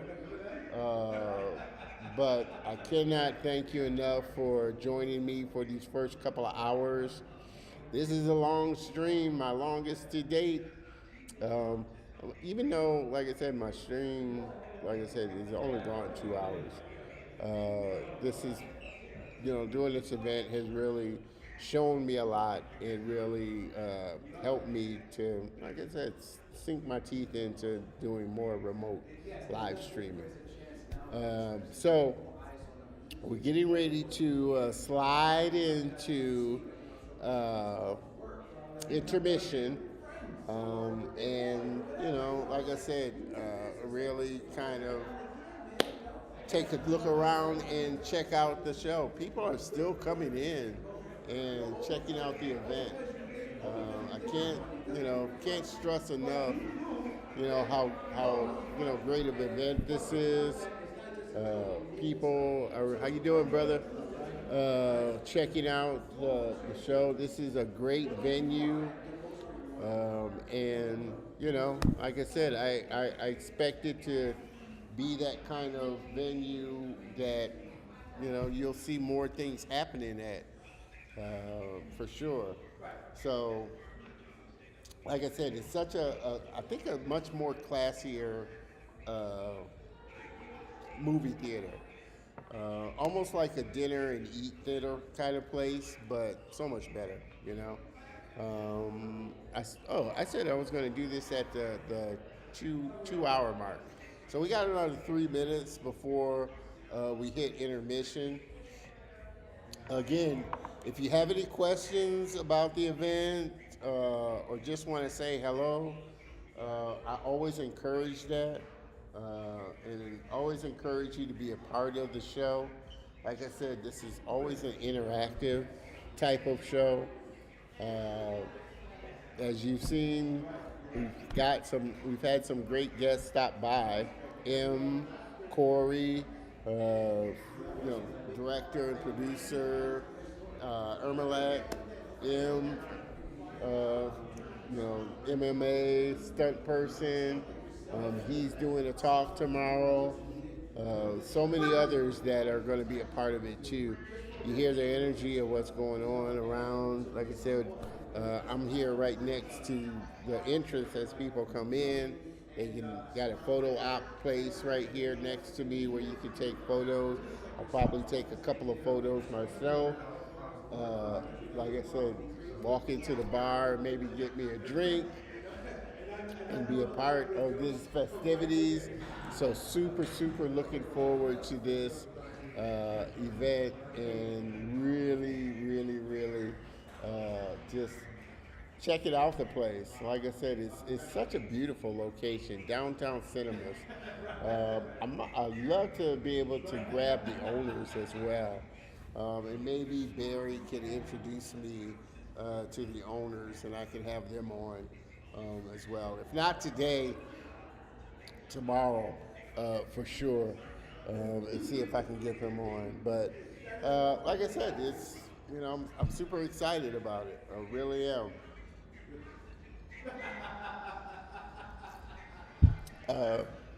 You can hear Barry's got his thing going on. I'm trying to kind of keep things organized.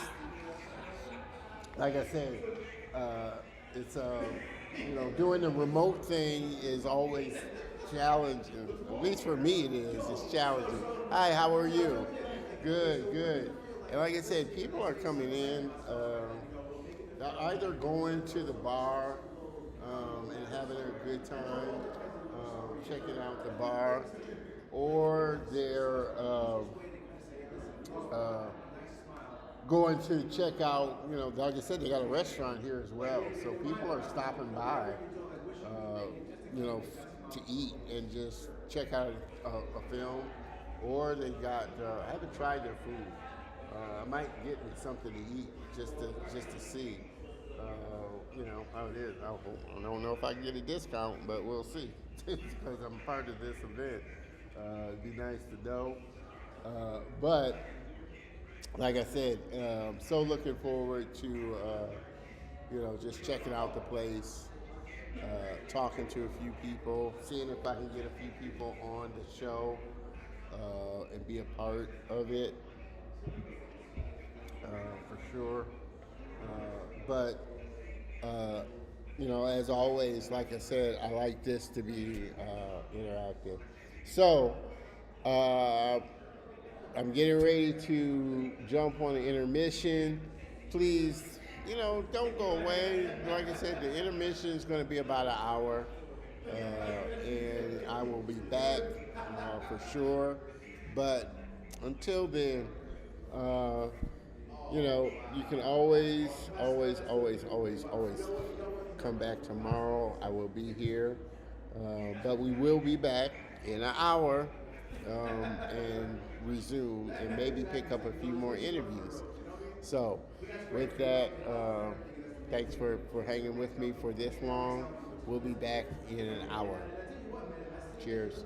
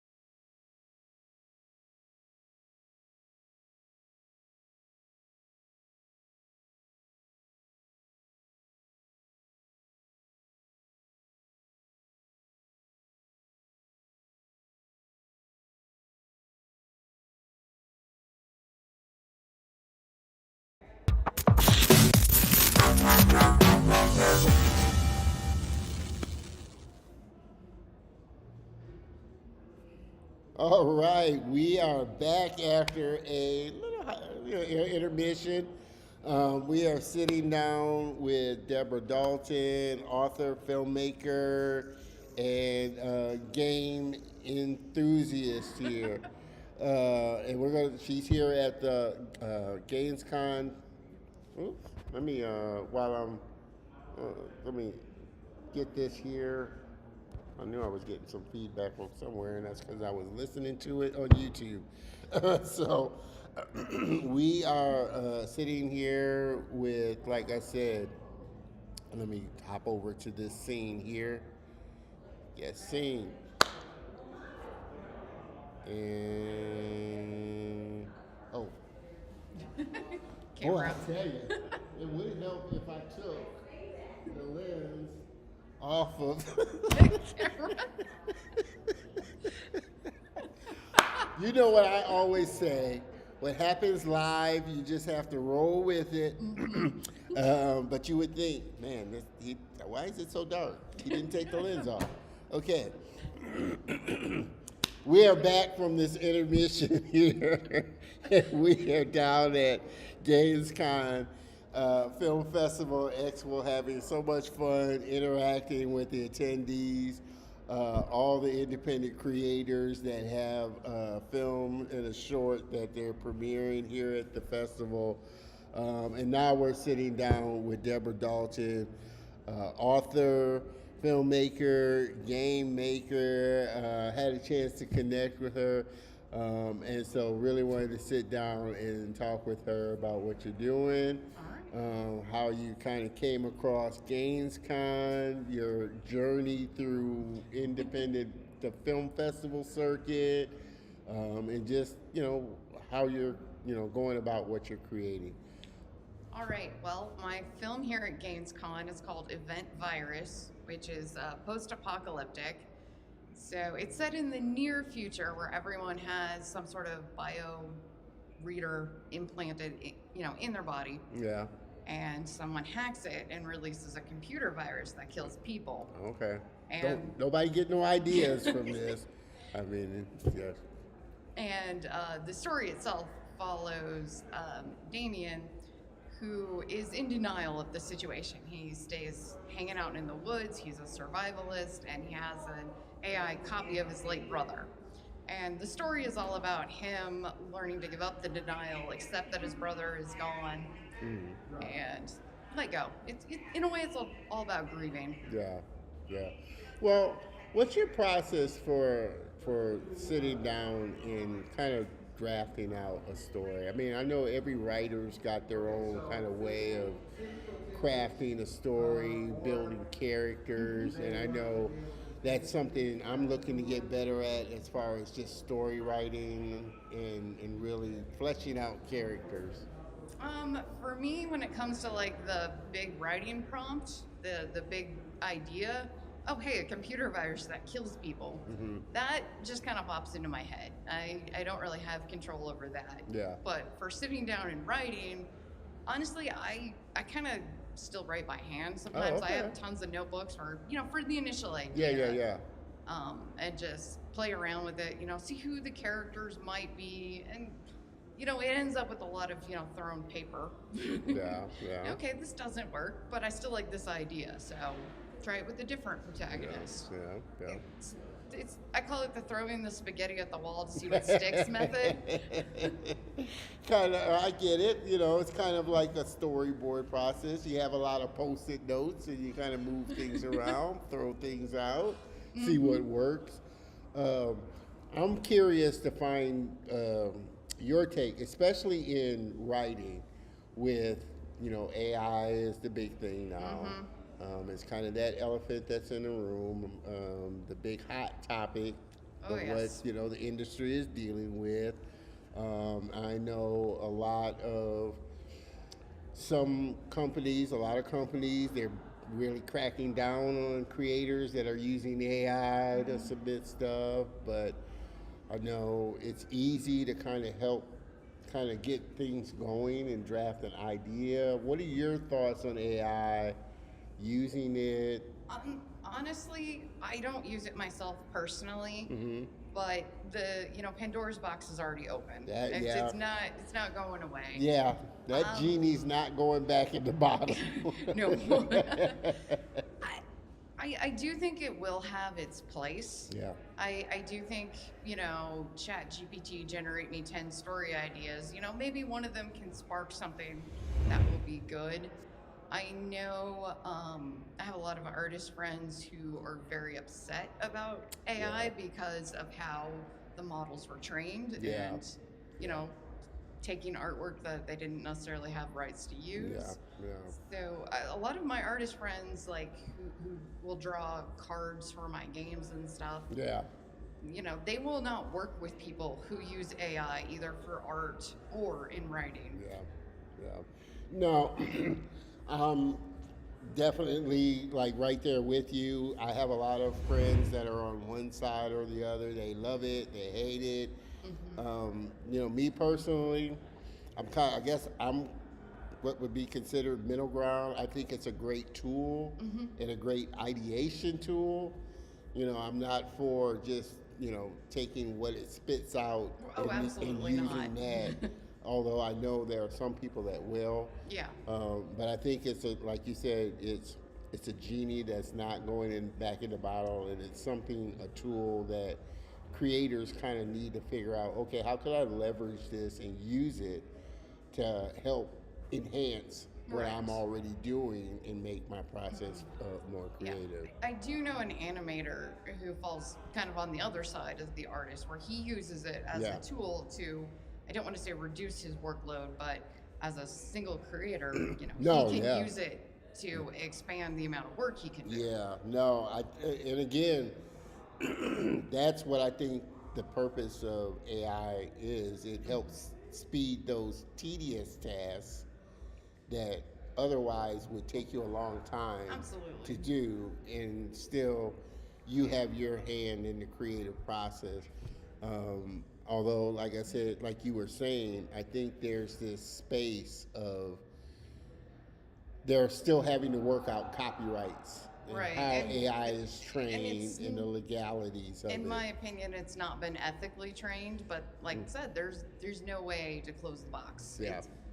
It's out there and how it can be used. Yeah, yeah. So, what is it about the genre of horror, sci-fi that you love and just enjoy really diving into? Yeah, honestly, that's always kind of been the fascinating core for me. Sci-fi, fantasy, horror, some horror, depending on the subgenre. Yeah, yeah, I don't know. I've always found those stories to be much more interesting to me than, straight dramedies or comedies. Yeah. Which, I enjoy those too. But I don't, sit down with my husband and be like, hey, let's, rewatch Stargate for the 11th time. Oh man, I tell you. Well, first off, tell us, kind of where you're from. Okay. Um, I'm from Kansas. Kansas. Which, Okay. I know there are not a lot of filmmakers from there, but it is much cheaper to film in the Midwest than it is Yeah. out here in Vegas or LA or New York. Yeah. Or for Atlanta. Sure. Yeah, for sure, for sure. And tell me what you feel, how you feel about this time that we live in, and for the independent creator, because you don't necessarily now have to go the route of going straight to the studio or Right. this and that, like we were just kind of talking before we went live. There's a lot of tools now that are available either at lower cost or free that you can create things Right. and really get your idea out there. Absolutely. I do think the costs have come down a lot for independent projects. Yeah. In some aspects. Others, of course, COVID, everything's gone up. Yeah. But I do think there are a lot more avenues for independent artists to get their work out there. Yeah. Going the film festival circuit like we are here. Yeah. And just to get their stuff made. And then, there's YouTube. Some people just make shows Yeah, for for YouTube, YouTube. and they can make a living on that, or they don't have to go find a distributor. And that's why I say it's such a great time, I feel, for a content creator, especially independent, because, like you said, you got so much more, one, powerful devices and tools that you can use to create things. You got all these social channels that you can go directly to your audience. If you do want to go the route of making something bigger, you got sites like Kickstarter or GoFundMe to have people really invest in your project. Is that something as well that you keep in the back of your mind that, hey, Yes. if I want to go the route? And I've got a pending Kickstarter project for a game coming Okay. up pretty soon. So yes. But I feel like films, Kickstarter, GoFundMe, Indiegogo, and Seed and Spark, Yeah, you know, honestly, maybe $10,000 to $12,000 is about the average that's raised for films there. yeah. And you know, unfortunately, sci-fi and fantasy have a lot of special effects and world building and Yeah, sets that are more expensive. That'll eat up the budget. I do find it does work really well for like comic books or Oh, graphic absolutely, yeah. novels. 'Cause- They get a good budget. And for games, yeah, too. and games as well. What are some of the kind of films that are out now or that you enjoy watching that you think, wow, that was really well done. I really love the story. That it was just great, a movie. You know, honestly, my spouse and I were recently comparing the Mad Max Furiosa to Okay. the 2015 Fury Road. Yeah, We did like the Fury Road better, the 2015. But, you know, there are parts of Furiosa that I'm like, this is really good. yeah, But I thought it was a little slow building up to it. yeah, yeah. But, For yeah. sure, for sure. So what do you, I mean, well, I'll ask this. What's been kind of the best piece of advice that you've been given that's kind of helped serve you on this journey of being an independent creator and Sure. creating your own thing? I'm not sure if it was given to me, but I had to learn to really adapt. Okay. You know, like I said, I had 2 films traditionally optioned and they didn't go anywhere. So, you know what? I still want my stuff out there. How can I change my method Yeah. to get it out there? And, Yeah. and I did, and we're here today. Yeah. And how do you keep yourself balanced in, because your kind of mentality about how you approach it? Because there are some, like you said, that come out of school or get caught up in, man, I can't get this deal, or, can't get views or people watching my stuff, but just go through the pure art of creation and go through the process of just putting out your artwork regardless of who sees it, how many people sees it, and just know that, hey, if I stay on this path, it'll eventually work itself out. How do you keep yourself encouraged about creating? I do my best, but for me, I just have a daily to-do list and, you know, half an hour on this story, half an hour on this story, because of course I can't focus on one at a time. So I It's have hard to. for a creator. We jump around so much. We do. So, yeah, for me, it's just setting a schedule, and also I don't really want to call it a business plan, but Yeah. kind of a target goal of, you know, I'm gonna get this outline for this feature done by, you know, August 18th. Yeah. You know, yeah. so hit that target and then, you know, get the draft done. I mean, first drafts are easy because they just have to exist. They don't Yeah. have to be good. Yeah, So, yeah. you know, you can knock out a first draft in a month. Yeah.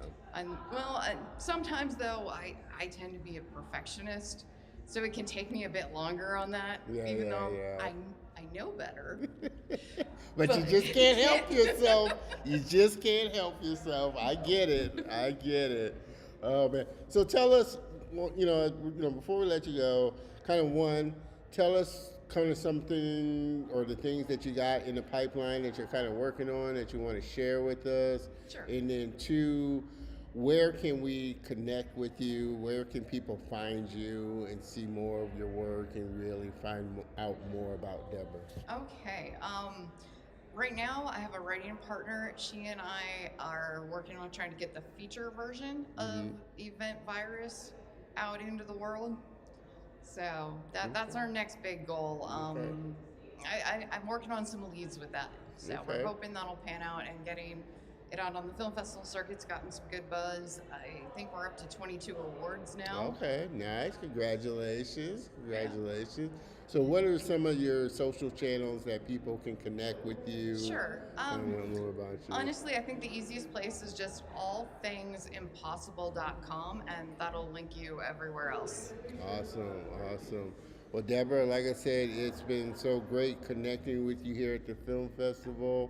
Definitely looking forward to, hey, you're going to be here tomorrow as well. Stop by, sit down, chat some more.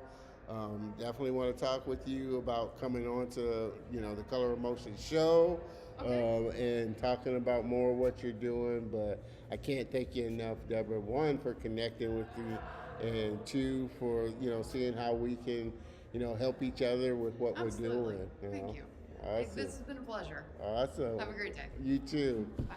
Like I said, this has been, you just, saw Deborah Dalton, author, filmmaker. She is so much a part of the film festival here. We're having a great time here at the film festival. You know the drill. Always jump into the comments. Mr. Barry, exactly. I appreciate you. AI can be a good tool for stuff like removing backgrounds and image or isolating voices from the music track. Obviously, I don't want to sound anti-AI because I love AI and what it can do and the possibilities of what it can do. Let me hop on over to this scene here. And the possibilities of what it can do. But like I said, I don't want to lean on AI. I think it's an amazing tool. I always love hearing other creators' perspectives on AI because, like I told Deborah, I know people on both sides of the fence for sure that love it, hate it.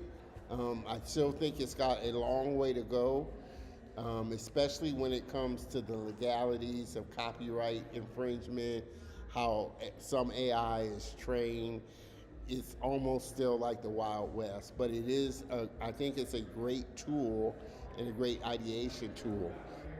Again, we are having so much fun. We got another director whose project is being filmed. He's going to be sitting down with us and having an amazing time. He's filming me right now. We're getting ready to sit down and talk with my brother here. But that's what Gainescon is all about. It's all about highlighting independent creators, what they're doing, and really showcasing that independent talent that's out there that I love connecting with. So I can't wait for my man to sit down and have a great conversation here and learn more about what he's doing. Learn more about his short here at Gainescon and what he's got planned for the future. So come on, man, sit down and let's have a conversation here. What's going on, man? How you doing? Awesome, Hey, awesome. you don't mind me filming, do you? No, I do not mind you filming. So interviewing and filming at the same time. So we doing. So, what's your name, man? My name is Don. Don. Terrell with the Color of Motion. It is a weekly live show where I highlight people of color and diverse backgrounds in the industry of motion graphics, animation, visual effects, cartoons, comics, and just all around creative industry. So we are live, like I said, live every Saturday afternoon, 3 p.m. Central Standard Time, to my YouTube channel, LinkedIn, and the Facebook group for the show. So look for the Color of Motion YouTube channel. You can find me at Don Terrell, You'll see the Color of Motion show. Subscribe, hit the bell notification so that you'll be notified of when the show goes live and other great content goes up on the channel. But I am all about promoting independent creators. I'm an independent creator myself as well, with the show and what I do. And I really love highlighting and connecting with so many great creators of color that are out here that you would not necessarily know about or find out about, and really sharing their story and their journey in what they're doing. So looking forward to talking with my man here and just having a great time. Sure, you got it from him right here. So anyways, my name on my channel is Jumanji. Jamal. With 920 experience. Okay. My YouTube channel. So it goes Don, Jumanji experience, and we out later. Awesome. All right, I gotta do my interview. He's got to get his interview on. Anyway, Jumanji experience, and we out later.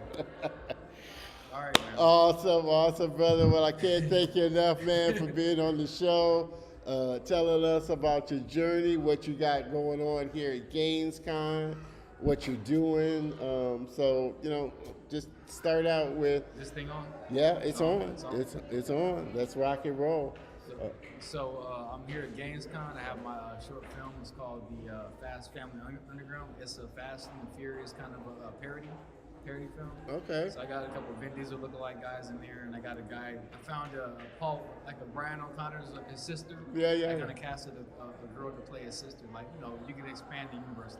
Okay. So and I have someone play Letty. Letty Ortiz, and we have all the cars, and we have a little race in there at the end. Like Nice. Starting line race. Nice. Well, tell us where you're from. Two, tell us kind of how you got into filmmaking, how this passion for filmmaking and creating got started with you. So I'm from Los Angeles, California. Okay. That's where I'm born and raised. I was born in Tarzana, California, September 20th, 1983. I'm 40 years old. Okay. Don't look like Don't it. look like it. You don't look like it, guys. You don't look like it. I'm 40, but I'm from California, and I started acting actually. I'm a sports guy basically. I love sports like football, basketball, stuff like that. But like my mom kind of talked me into, you should try acting and stuff like that. I'm like, so I did and stuff like that. I was younger, but I was never really interested in it like that. But as I got older, I went to an audition when I was playing, I think in high school, for a Nike basketball commercial. And, Okay. One of my teammates, his mom was an agent in Hollywood. Oh, wow. So she wanted us all to come to this audition. Yeah. So we all went, and we went there. We met, Amarion from B2K. Yeah. Right before they became big. Yeah. So I went to the audition. I got a call back. So that's when it started for me to want to do commercials for basketball. Yeah. So after high school, I went and got an agent, player sound agency, and he's in Encino now, Joe Kokolchwitz, and he sent me on audition for Adidas SL4, and I did. And then my first principal role was with Dr. Braxton, Mel Braxton. Yeah. He was the Nike coordinator, and he saw me in an audition. He was having an audition for Nike, and I went to a separate audition for Nissan. And he saw me go to audition for basketball Nissan. He called me that day to come back. So, and that's where I started my first principal role with Nike, Jermaine O'Neal, with him. Yeah. So how did you move from like being in front of the camera to then directing your own kind of things and that transition? So that started in Hawaii. Okay. Because I played basketball, right? So I went to Hawaii to play basketball, and I got hurt before I even got started playing. So I wasn't even playing. Yeah.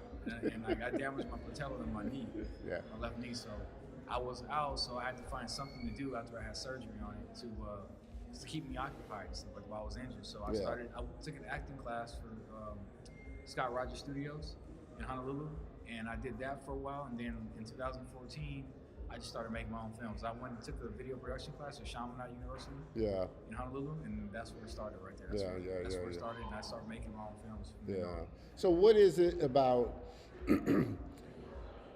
making your own films? Obviously you're an entertainer, and you've been kind of doing, whether it's in front of the camera, acting or whatever. What is it about kind of directing your own thing that really kind of ignites you, and really kind of, fuels that fire of putting out your own stories, your own ideas. Freedom. The freedom. You have more freedom to talk about what you want to talk about. Yeah, yeah, Talk about anything definitely. Talk about, I mean, just create my own characters. yeah, I don't have to do anything based off an agenda or we're trying to make more money this way or set sales and that's not, you know what I mean. I just like Yeah. to just keep it. I'm more of a clean type of guy. Keep everything clean. So, yeah, yeah. I'm more free to just I can make them as long as I want or as short as I want. Gotcha, So gotcha. and I can write my own stories and that's what makes it creative for me. That's what I So your agenda, because obviously there are, some filmmakers out there or creators out there, while they love, making their own thing, it's kind of an ends to a means to where they're wanting to get to some, a big studio or a big project, where they're, it may not be their own idea or this and that. So for you, it's just you love the freedom of being an independent creator, not having to behold to this studio or that studio for your idea or what it is you're putting out. How do you go about, one, kind of keeping yourself on track with just not getting caught up in the numbers of whether people watch it, don't watch it, or whether a big studio or get behind it or this and that? How do you keep yourself kind of grounded to just the love of creating and the love of being able to be free to create your own ideas? Well, like for me, all the vlogs I do video vlogs also. Okay. And another thing is the film festivals. I like going to the film festivals. Yeah. So like me not being a part of the Hollywood spectrum, I enjoy that more than being a part of the Hollywood spectrum. Because you're, like I said, you're told what to do, what to say. You can't say this, and then they get into they get into, I hate to say it, but they into the whole political realm and stuff like Yeah. that. You don't agree that I'm like, it's not for me. You know what I mean? Yeah. I think for myself, you know what I mean? And like that's what I like about doing independent film. Yeah. I don't have to abide to certain rules. I can just be me Yeah. and be free to do what I want to do and cast whoever I want to cast. And if I want to take somebody else, take them out. And and like I said, the vlogs I like doing. I have two YouTube channels. I have my vlogging channel and I have my video production channel. And that's what I keep separate. Gotcha. And for me doing the filmmaking, it wasn't about Hollywood. That's not my goal. My main goal is a friend of mine has some screenplays we had. And we're trying to get them to the studio and see if we can get them option. That's kind of the goal. Why I kind of did all the film festivals. Yeah. I kind of built my own. I went to film school on my own. Gotcha. So when I learned everything on my own. Gotcha. Just by watching YouTube videos and just my experience of doing background work or being in the principal in a commercial or TV set, learn from those guys also, and that's what kind of taught me how to do everything. Yeah. Now, obviously, your film is kind of like you said, a parody on Fast and Furious, kind of action film. This is, sci-fi fantasy film festival. Are there other genres that you would love to kind of tap into as a filmmaker, or Oh yeah. do you strictly kind of enjoy the sci-fi, action, fantasy space? The action sci-fi stuff starting to wear off on me a little bit. I'm kind of just burnt out on that stuff. Uh-huh. I want to do westerns. Oh, westerns. Okay. Like I'll do a western, maybe do a sci-fi western. Yeah. Now, see, that's a good pairing because what was it? Like Cowboys and Aliens. I was just getting ready to mention With that. Daniel Craig. Yeah. Something Yeah. like Yeah. And like just Space Cowboys or something like that. Yeah. Something different than just the regular. Because I have other films that like. With Barry, I didn't get a chance to submit them though, but like I had Mandalorian works also with a friend of mine. We shot in Hawaii, and I had my Halo film. I was gonna submit it, but I didn't get a chance to do it. So like it was my Halo Rebellion, which is based off the Halo video game. It was sci-fi also. Yeah. So we got all the costumes, the Spartan costumes, we got all that stuff there. So Okay. but like my thing is more Western. I'm more interested in Western. Nobody makes Westerns anymore. Very few. Nobody makes Westerns anymore, man. Nobody makes Westerns. I'm like, I think probably the only one that I guess of recent years, maybe Clint Eastwood, with some of the stuff. I mean, his is still a little old, but nowadays it's very rare. But yeah, it's very rare now that you find a good Western. I mean, especially a good mixture of, say, sci-fi Western or horror and Western, or just a different genre type of thing. Um, I always like asking people what's kind of been the best piece of advice that somebody's kind of given you or you've heard that's really kind of helped you along the way on your journey. Winners make things happen, losers let things happen. Hey, you guys, man, where's my button at? I gotta drop an explosion on this. Winners That make was a things happen, dugger. losers let things happen. There's only they told him there's only two type of people: winners and losers. You guys heard that. That's a great piece of advice for sure. Obviously, people that make things happen are winners, and they're the ones that put the effort forth. A lot of people have ideas. A lot of people have stories. A lot of people have things that they say they want to do, but putting it into action is a totally different thing, for sure. What do you see as kind of the failing of movies today? Failing? Failings, the things that movies today you see are getting wrong or just not doing right, or It's very simple. Very simple. Stop remaking movies. Stop remaking great movies. Just stop. Just stop. Why do another remake Friday the 13th or Nightmare on Elm Street? Why? well, I tell people they do it. Of course, studio, which is why I love independent creators because they come up with original things. But as a studio, most studios, like I said, they're going for the safe thing that they feel is going to make them money. On the IP, hey, if Shrek is 1 and 2 made money, let's make Shrek 3 and 4, or let's go with 5 because it's going to make money. Here's another one where Hollywood fails at also. When they do adaptations to video games or books, Yeah. they don't stick to the. No, they don't. And that's what kills me. I'm like, Yeah, just stop. they don't. Just stop. They either it's with casting or certain characters, like from the video game Resident Evil. I was watching. They had this movie Resident Evil came out. Yeah. Escape from Raccoon City, something like that. Yeah, yeah. And it looked very promising. I was watching. Oh, this Neil McDonough was playing Dr. Birkin, and I'm like Claire Redfield. I'm like, that's pretty on point. But then we looked at Leon Kennedy. I'm like, he's not Indian.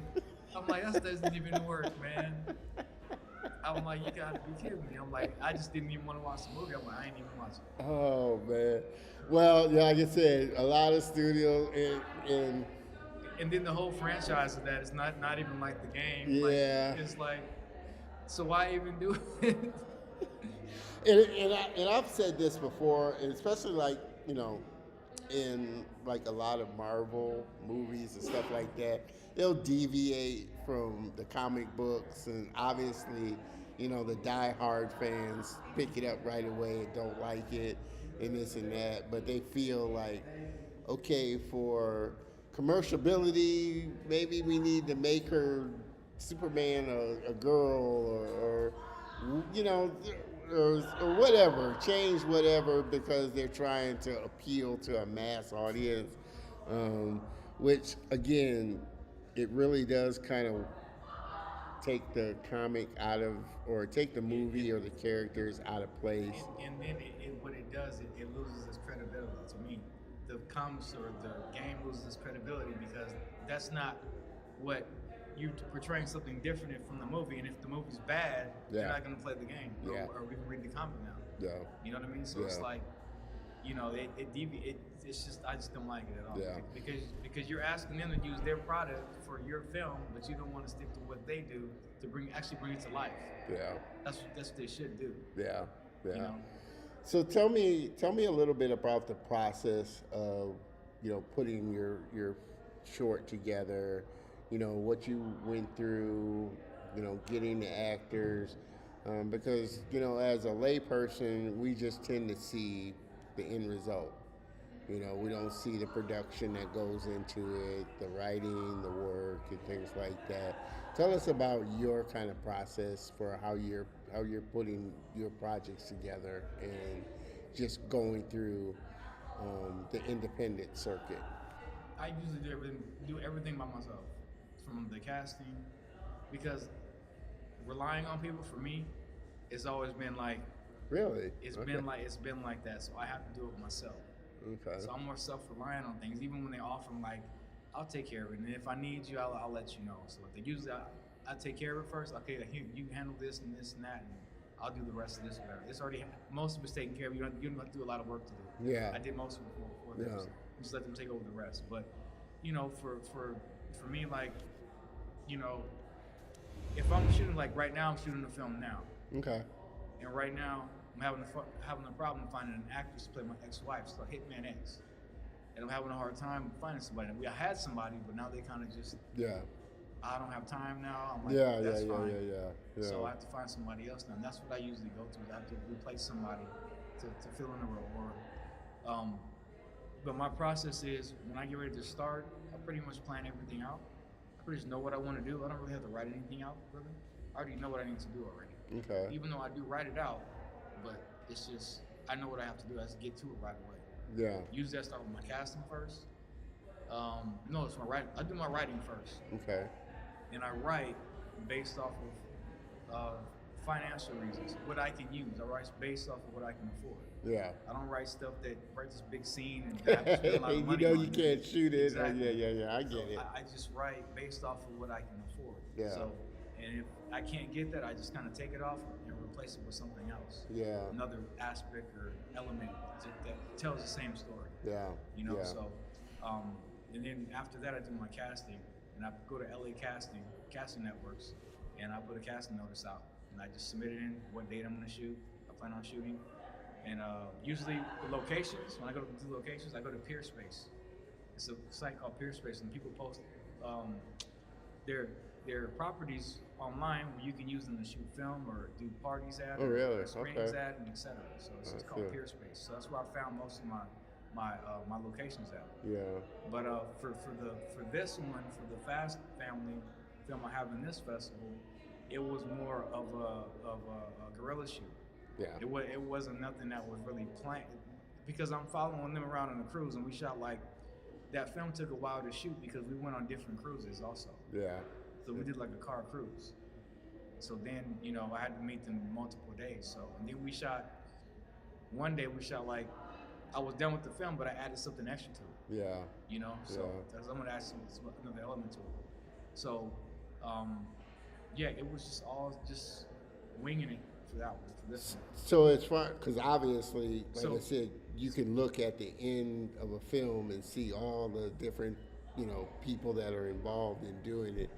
Are you also editing it yourself? And what type of camera gear are you using? Are you renting camera gear and then shooting it, or like you said, it's guerrilla style? So are you using your own kind of DSLR camera? I mean, tell us about the gear and just the editing process and what you're using to edit your picture together. So the type of camera I was using for this shoot, well, period, I have a Sony A6300. Okay. So that's what I use to shoot 4K, and it's kind of like it's cropped, so I have to shoot a certain way, Yeah. make sure it's in there right, the figure when I'm shooting and stuff. And I just I use a shotgun mic, and I have some lavaliers. Yeah, I got yeah. a light carry. I'm really simple and light because I'm guerrilla shooting. Yeah. So I have a tripod, and I have a mini tripod, and I have just enough to do what I need to do. So Yeah. I don't bring a whole. I have some lights that I put in my bag. Like if I want to mount them up later, I can mount them up. If I want certain lighting and stuff. Yeah. And Yeah. that's pretty much it. It's a simple rig, man. I don't need to. Keep it simple, Yeah, stupid. simple. Yeah, I hear you. So what software are you using to edit and put your film together? Adobe Premiere. Okay.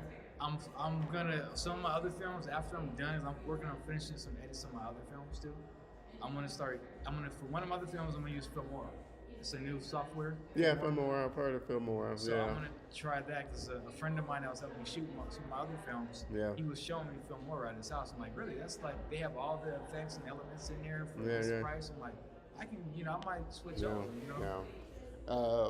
I love which I don't know if you heard of, but and maybe you've checked it out. I use DaVinci Resolve.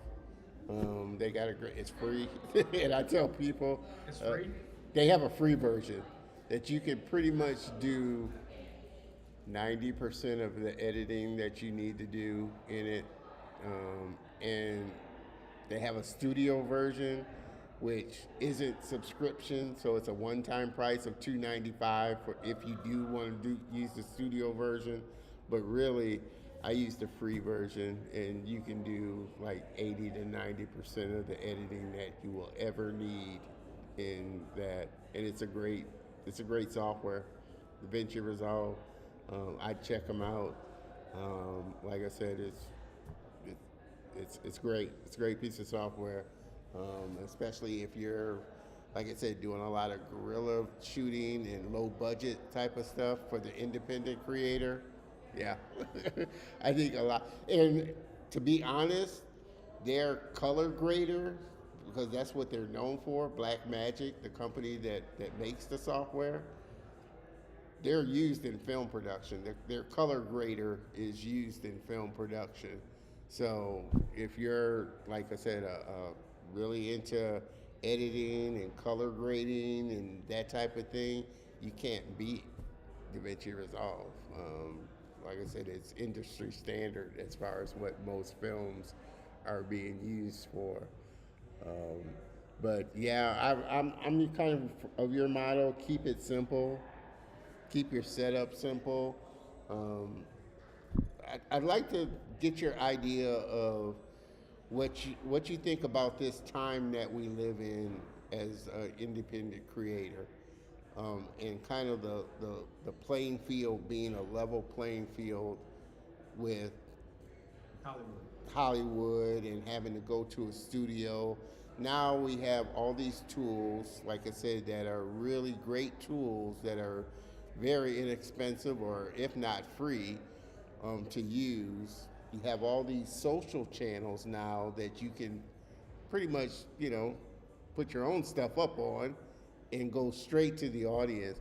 What do you feel about this time that we live in as an independent creator?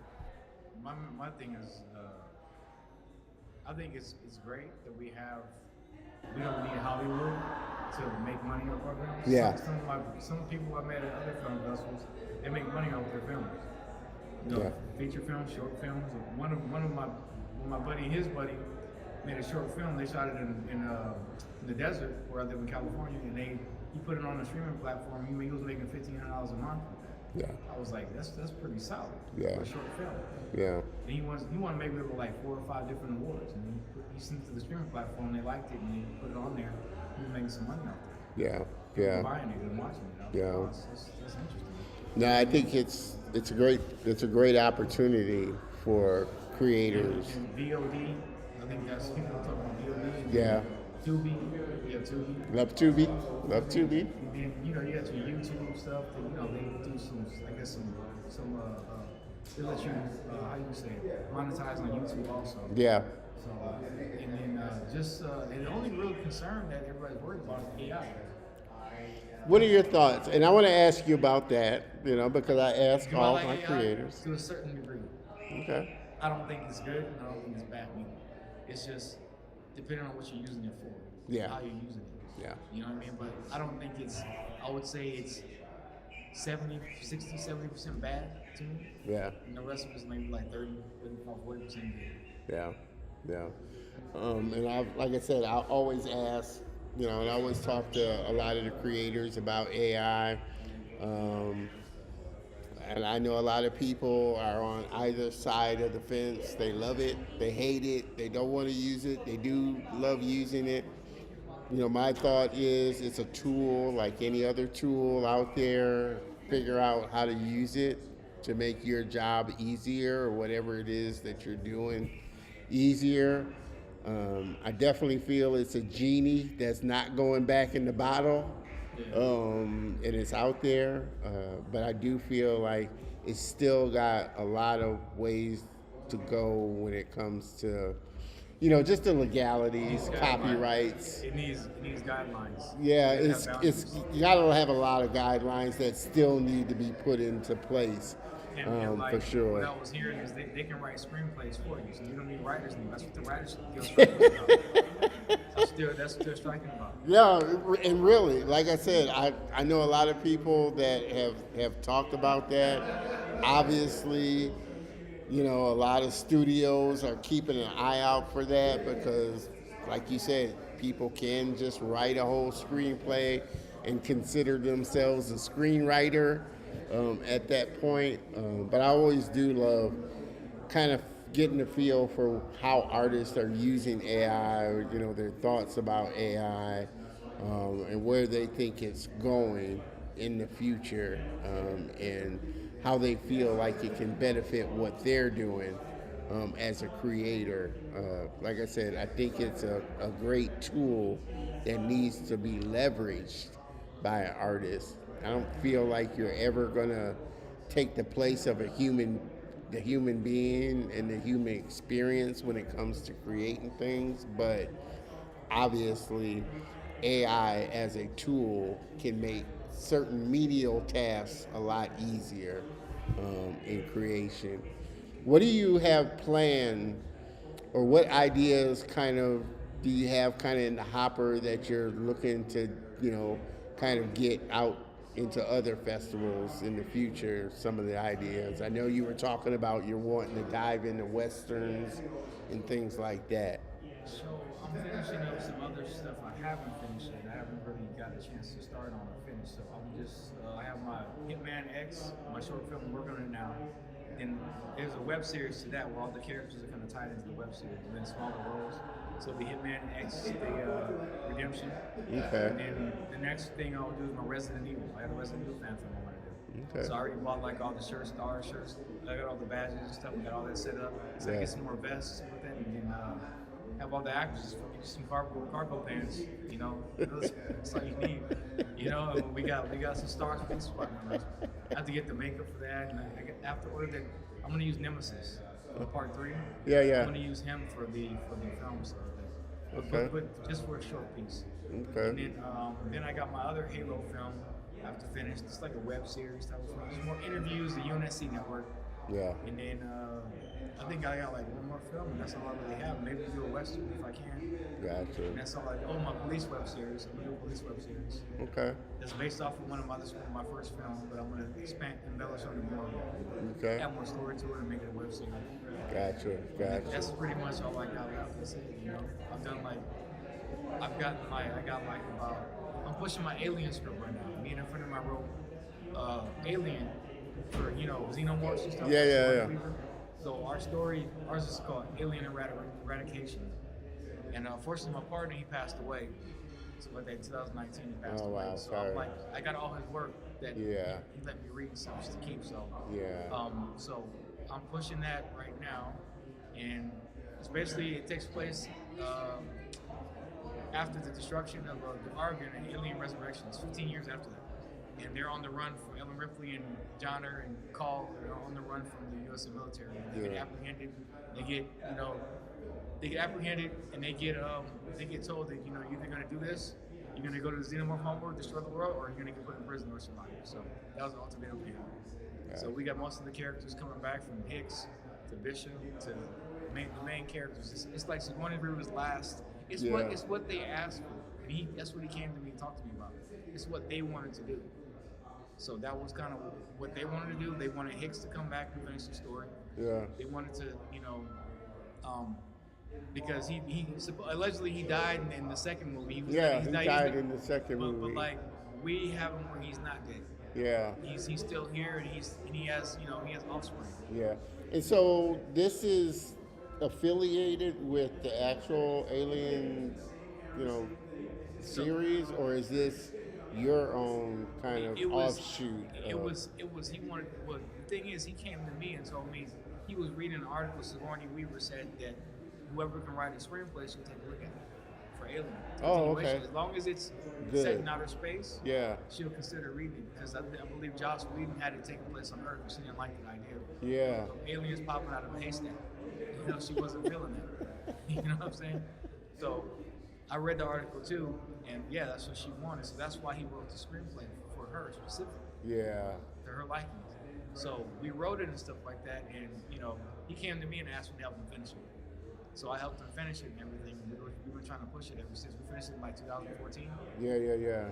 And I'm gonna try one more time, reach out to the studio, and I'm gonna get a label agency to do it one more time. See if I can get them to either option it or if they want to make it. or Make whatnot, it, that's yeah. on them, you know? No, that's cool. That's cool. Again, everybody, like I said, just jumping in. We're having an amazing conversation with Marine Gear. Tell your name again. Jamon Holmes. You can find me on YouTube. Yeah. You can find me on YouTube. It's Jumanji. That's my nickname on the YouTube channel, Jumanji. But it's under at the 920 Experience. So that's just the 920 Experience. The 920 Experience is like what I'm doing here. I'm vlogging, showing Yeah. everybody what we're doing and stuff like that, and etc. That's the experience. you know? Gotcha. And my film production channel is 920 Media. It's not 920. You have to go. It's spelled out. Not Nine. Spelled out phonetically. Exactly. 920. Exactly. So don't put in the numbers. Spell it out phonetically. 920. And you'll find them. Definitely, like I said, you'll be here tomorrow, obviously, for the event. I appreciate you, and brother, sitting down, having a great conversation, telling us your process, what's going on with you, what you're doing, and really look forward to seeing more of your work. And more of the things that you put out, because I am a big, like I said, proponent of the independent creator, and obviously you got that heart for just you doing your own thing and really not giving a damn what other people. And that's where you usually find the gems of creation out there. So I can't thank you enough, brother, for stopping by, sitting down, telling us your story and what you're working on, man. Yeah, man. And last thing, we had a zombie screenplay too. We wrote for Bruce Campbell. Okay. And you know, it was written for him. So it takes place in Hawaii. Hawaii. So it was Interesting. This thing, and we got Dukes of Hazzard. So I got all his work. Dukes of Hazzard. He wanted to do that. Wow. And just, you know, I'm like, I don't know what to do with all this work you got. He gave it to me to read and work on. I'm like, all right, that's fine. So. Well, you obviously got a lot of stuff going on. Definitely, like I said, I can't wait to see what comes out next. And definitely can't wait to sit down and talk with you more. Make sure, again, you check with him, check with his channels, and check out what they're doing, and see how you can help support them. Subscribe to their channels. That definitely helps an independent creator like us to keep us going for sure. But again, I Real quick, I'm appreciate gonna it. cut you off. Like real quick, if you want to find me on YouTube, I'm gonna spell it out for them so they can see it because it's a different way. Spell it. So like if you want to find my vlogging channel, put at THE920 experience with EX experience, and you'll find me there. The 920 experience. Awesome. You'll see Jumanji up there at the top. Gotcha. And for my other channel, which is my video production channel, 920 Media. So you go NINE-20-media. So you can find me there. Awesome. Well, brother, I appreciate you stopping by and checking out, the Color of Motion, sharing with us what you're doing. Can't wait to talk to you more as these 2 days go about, and checking out your short, man.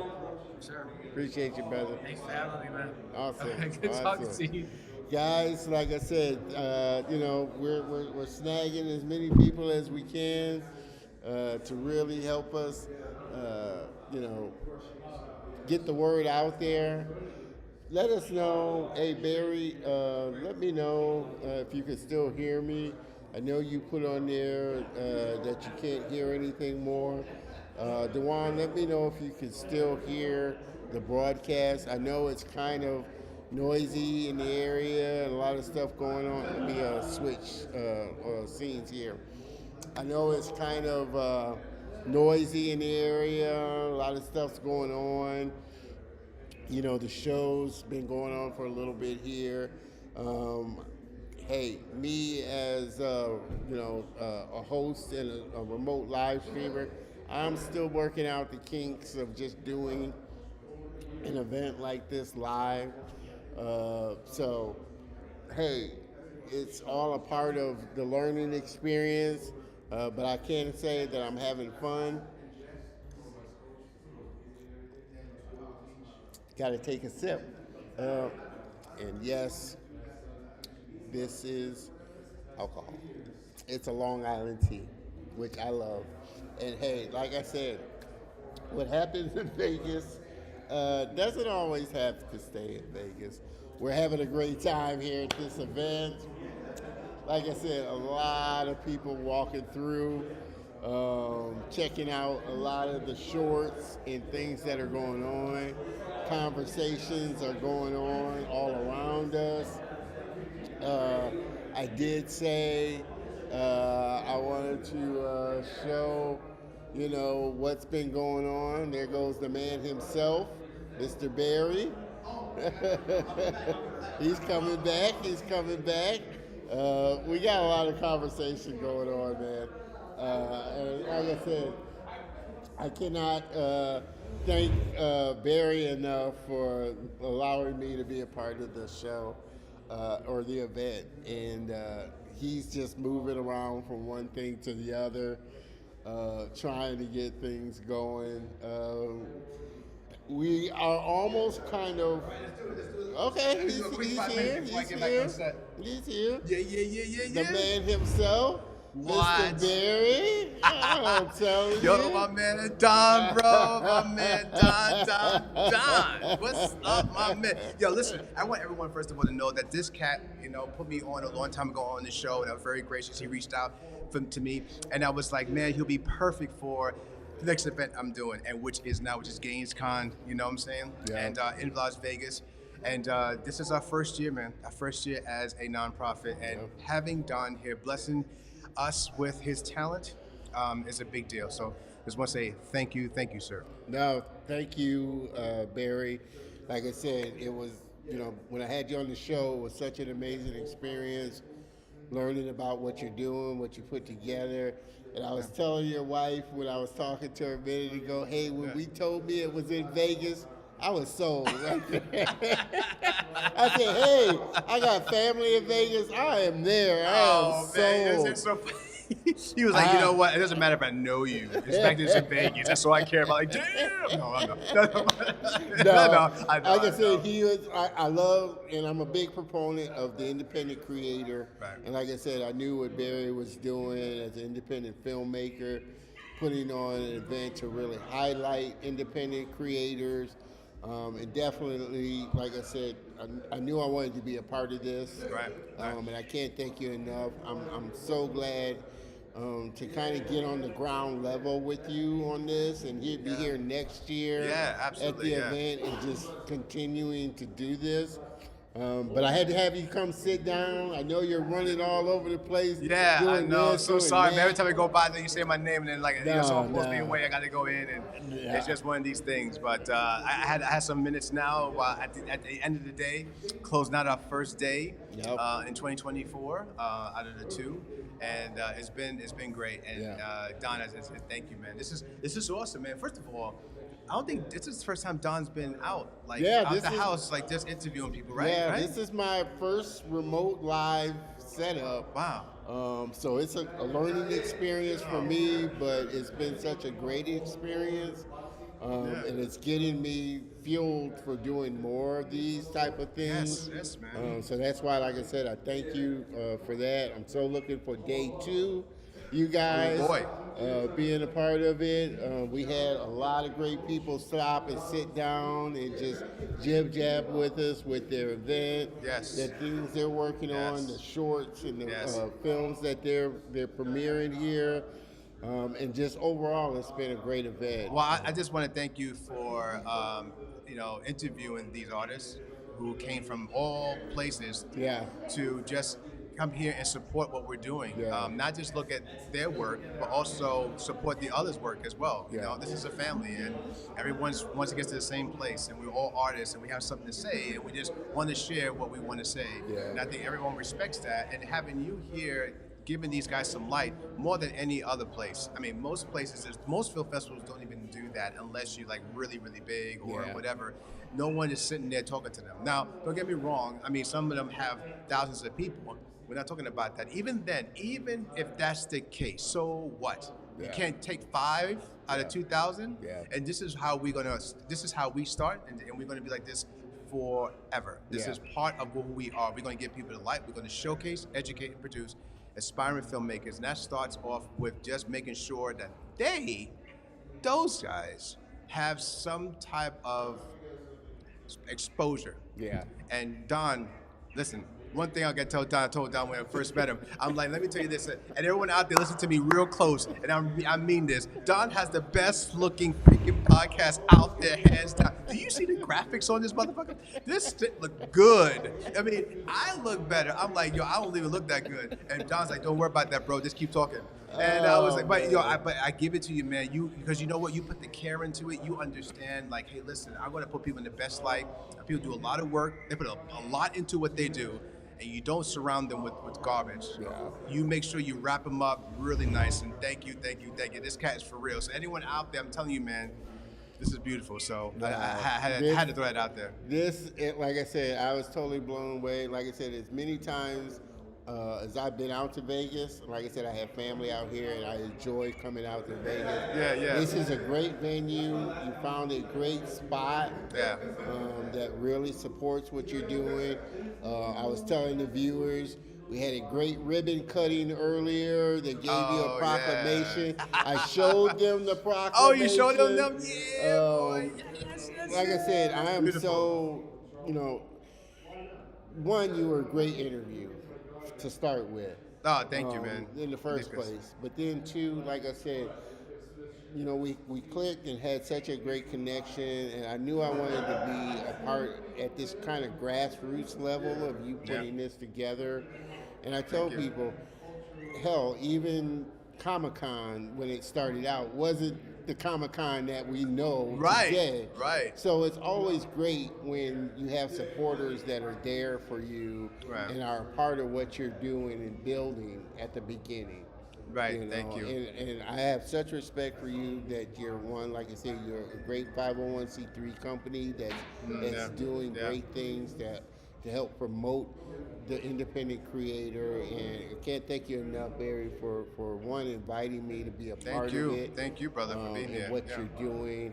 And I'm so excited, one, about day 2 tomorrow, and then 2 next year. Like I said, this is kind of a rough, like I said, for me, this is my first event doing this remote, so I'm still kind of figuring things out.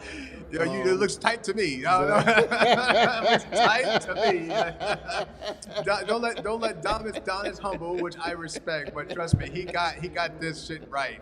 Trust me, this is tight. Man. It's nice. Yeah. I'm still, trust me, there's still a lot of things, like I said, I'm looking to put into place. Yeah. But I'm glad we're learning together. Yeah, we're building it together. yeah, That's the main thing, and that's what excites me. I'm so excited about the independent creators, filmmakers here that I've had a chance to sit down and talk with. I made some connections, as you can see. Right. Looking forward to it growing, and I can say, and that's the hey, plan. I was here when it was Day one. Yo, you're my when it day one, started. baby. You're my day one too, yo. You're Get part of the going. day one. You are part of the day ones. Exactly. Because this is how it starts. Yeah. And what I want to do with this is just grow and grow and grow. Give people a different light, give people a chance, and actually start really making this a platform for career opportunities. Yeah. Not just showcasing their work, which is great. You need to see that. Everyone needs to. But at the same time, give people a chance to speak to those who actually can change their life. And that's why I'm very selective who I pick. And everyone I pick pretty much will put out their hand and say, "I'll help you. Let me show you a little something." This is why we're also going to start with more workshops, not just during this event, but actually outside the event. And going to like schools or going to like centers or wherever, and just educate people on industry. And being that we are a genre film festival where we love the action, sci-fi, fantasy, and horror, is a big deal for me because we don't get the love as much as we should when it comes down to awards. And it does matter because we are the industry, and not putting anything else down. That's not the point. The point is that these are exciting stories that people want to say. And I'm telling you, most people who actually got inspired to be in film were inspired by either an action film, a sci-fi film, or something. Yeah. And it's because it's just like a roller coaster. It's a ride. We want to have fun. We want to escape. And just the hard work to go into these, I want to really expose that, not just on a high level, but the independent level, man. Yeah. I mean, we do a lot. We don't have any money. I'm over here trying to make stuff with no money. Yeah. So, but I want to just say that, again, Don, thank you for being here and giving everybody some light. I don't want to cut it off, but I have to go ahead and close this out for tonight. Yeah. And but again, thank you again, and I can't wait for day 2. And we're going to keep on and keep on and keep on. And I will say this, next year, I want to see more animated films. Oh yeah, me too. That's the thing that I really want. I've come across and interviewed a lot of independent animators. I want you to start looking closely at Gainescon as another alternative to getting your animated short in film festival. Yes, I'm trying to get them. I'm starving for them. And that's what I'm working to really do in moving forward, is really get independent animators to get their films at this festival here. So, Thank you. Barry, I know I got to let you go. Close out day one. Let's close this out. Looking forward to day 2 for sure.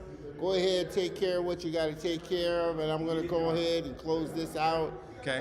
It's been an amazing day. Thank you, Barry, for stopping by and chatting with us, and looking forward to more, man. Absolutely, brother. And thank you for blessing us with your presence, as always. Always. All right, man. Appreciate you, brother. Guys, like I said, we're rocking and rolling. We just had Barry stop by, kind of give us a little recap of day 1. It's a little, like I said, this is ground level stuff, so it was a little shaky. We're getting ready to close this out. Day 2 is going to be even better. Next year is going to be even better. Again, like I said, my goal really, as far as working with Barry and Gainescon and this film festival, is to get more animated films out here, because I'm passionate about animation. I know and have had on this show a lot of independent animators on here that are working on their own things. Hopefully I'll have my thing together to put out here, but like I said, right now it's a lot of live action films, of course, and filmmakers, action films, sci-fi, horror. But I want to, what's going on, Z? Man, I'm so glad you stopped by, man. I appreciate you. You're always able to catch this on the recap for sure. But definitely, I hope you stop by, like I said, tomorrow, day 2. For sure, this is day 1, and we had a great event. I've had a chance to talk to a lot of filmmakers. Like I said before, just a few minutes ago, my goal really is to help Gainescon really grow, especially in the animation space, because like I said, right now it's a lot of live action, horror, sci-fi, fantasy stuff. But I know, and I have a lot of friends, you guys, that have been on the show that are creating some amazing animations and amazing shorts yourself, that you need to start looking at Gainescon. It may not be Comic-Con or some of the big film festivals like South by Southwest or some of the other ones, but that's why, like I said, starting at this grassroots level is great to be a part of. That's why I'm excited to be a part of Gainescon and what Barry is building, because it is at the grassroots level. like I said, both him with the Gainescon and me with my show, even though I'm 4 seasons in, I still feel like I said, I'm not Joe Rogan level or any of that. So we're kind of growing together. I'm growing with you, the viewers, and I can't thank you enough for supporting me and you showing up to these events, checking out the videos, that type of thing helps me do that and encourages me to keep going to do that. So I can't thank you guys enough for being a part of this. You know, I've had a few hiccups, and you know, I'm always working to make the production quality of the show the best it can possibly be.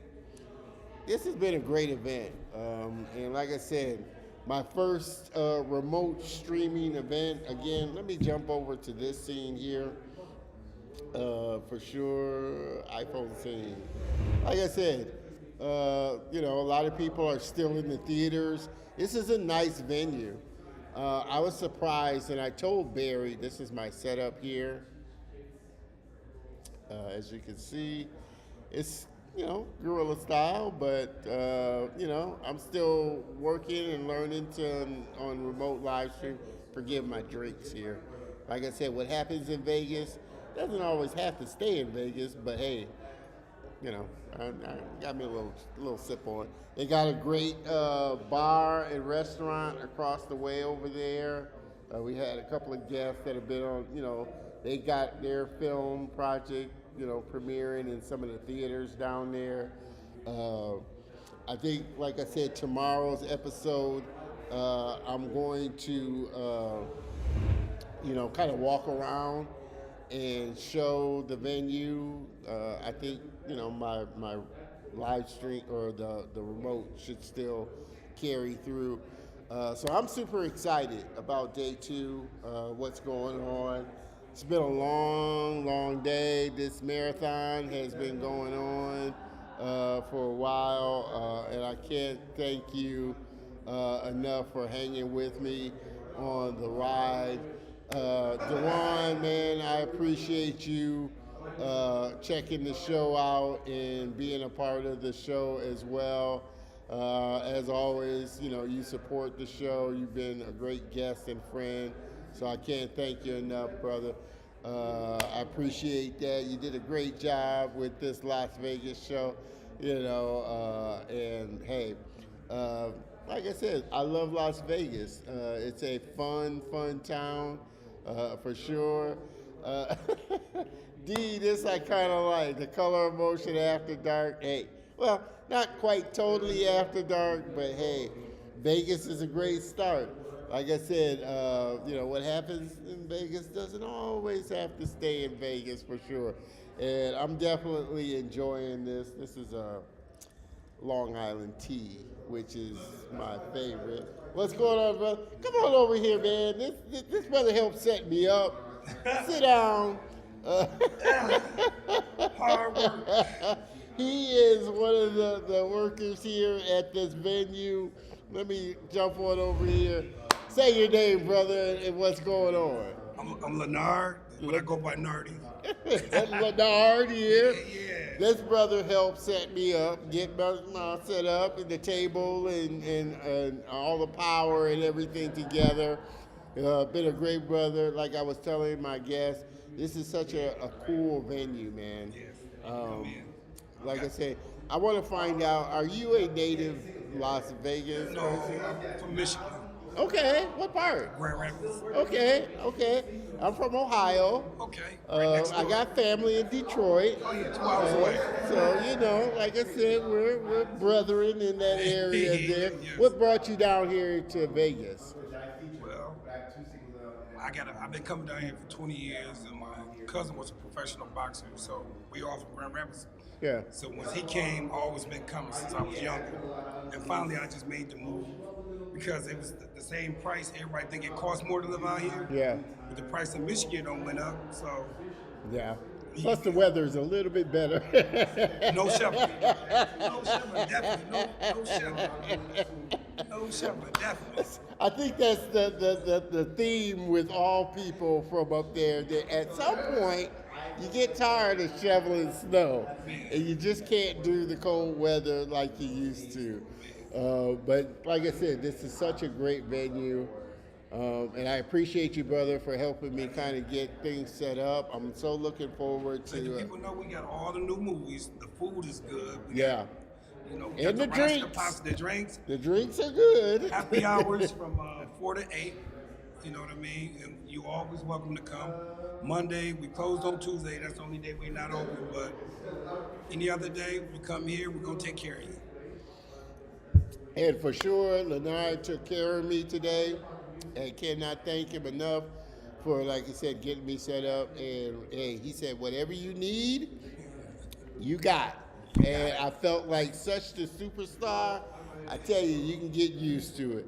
So I appreciate you, brother, for sitting down with me for a second and just telling us about the venue, telling us about yourself. Yes. Can't wait to see you tomorrow, my other brother here as well. So thank you, brother. back to work. All right, get back to work there, man. Like I said, this is what the show, this event is all about. I've had a chance to connect with so many people here. Looking forward to connecting with more. Like I said, the DJ that was here earlier, looking forward to connecting with her again. I'm getting ready to close this day out, shut it down for sure. But again, like I said, it's that type of thing that I like being a part of, and I'm so grateful and so thankful to be connected in this kind of way. For sure, we may have somebody else that. I'm the event director. Okay, the event director. Yeah, no, but you interviewed Nordy. I was like, where can I see it at? On YouTube. This is only streamed. This event. Go to Don Terrell. YouTube. Yeah, DonTerrell. ELL. My name, YouTube, and you'll see my channel, and you'll see the event stream from there. Got you. Subscribe. Like I said, we have the event director here. I want her to sit down. Like I said, we're having a fun time here. I'm a sit. Yeah, How are let me you? good. Let me fix myself. Let me jump on over to this scene here. If you love can kind of scooch up a little, Just just a smidgen. little bit. Yeah, you're in camera good. now. Yeah, you're good. Happy. Tell us your name. I am Victoria Kimball. I'm the event director here for District North, as well as the bar manager for District North. Awesome. I was just telling Leonard and was telling Barry, this is such a cool place. Aw, thank It really you. is. Thank you. You got such a great venue. I've come. I have family here in Vegas, so I enjoy coming out here. But this is the first time I've been here, and it's such a tucked away place that like a hidden gem. It is a hidden gem. I love showing the place off. I know maybe earlier you saw me like I'm always running around and I'm showing off the space. So Yeah. we have 7 operating movie theaters here. Yeah.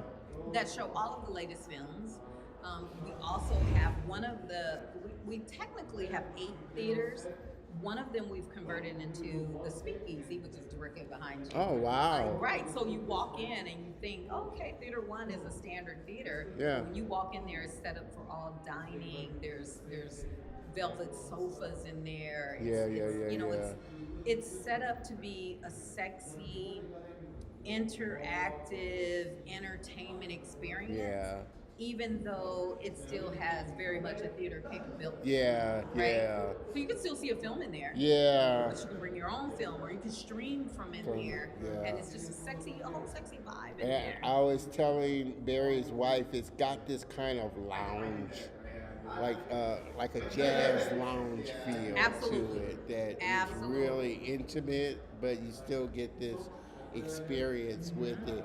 I'm glad you see it, because that's what we were going for. We want you to feel like when you go in that room that you are, even if you're amongst strangers, Yeah. that once you enter that room, it feels like you are part of a friend group, a family group, and that everybody's just having a good time in there. Fun time. Yes. Yeah. Like I said, this is such a great event, and I was telling Barry, thanking him, for allowing me to be a part. This is kind of my first foray into remote streaming. You're doing amazing. So I've enjoyed the experience of just connecting with so many creators, really highlighting the space that's here, and what you're doing. How did you have you always been in kind of the event space? I mean, kind of tell us a little bit of your background. My history, I come from more of the corporate hospitality side. So I've been doing events for over 24 years. Yeah. I started off in the hotel industry with corporate, with conference and convention services. But, being in we used to call it Mahogany Row, right? Because I was up in the corporate Beverly Hills office. Up there you don't get to you see the end result, but you don't get to be a part of the experience. Yeah. And so for me, it was, okay, this is nice, and I love to see all of these things that happen, but I want to be part of the experience. Like, how do I become part of the experience? And that's when I was like, okay, love this, but I want to go work on the hotel level. Yeah. I want to be the catering manager, and that's what I did. I became a catering manager. From there was a sales manager. From there was director of sales. From there was director of catering. So I've done pretty much every aspect of events. I've even been on the opposite end of it, where I've been the event planner. So I've been on that side, and this just comes full spectrum. It comes around full circle, because now I kind of take everything that I've learned over the past 24 years, and I put it all in this venue. Yeah. Everything. So it's just a wonderful thing. I tell people all the time, you either love doing events or you don't. there is no middle ground. There is no middle ground. There is no in between. You either love it or hate it. Yeah. Exactly. And I love it. And like I said, you can see the love that you put into it, because again, like I said, this is such a cool spot, and a spot that, if it wasn't for Barry, I probably wouldn't have found out or known about. It definitely now is on my radar, for sure, because like I said, I love coming out to Vegas and visiting Vegas, and knowing that this spot is here is cool now. Even if it's just to come in, get a bite to eat, have a drink. Like I said, I'm having my drink here, people.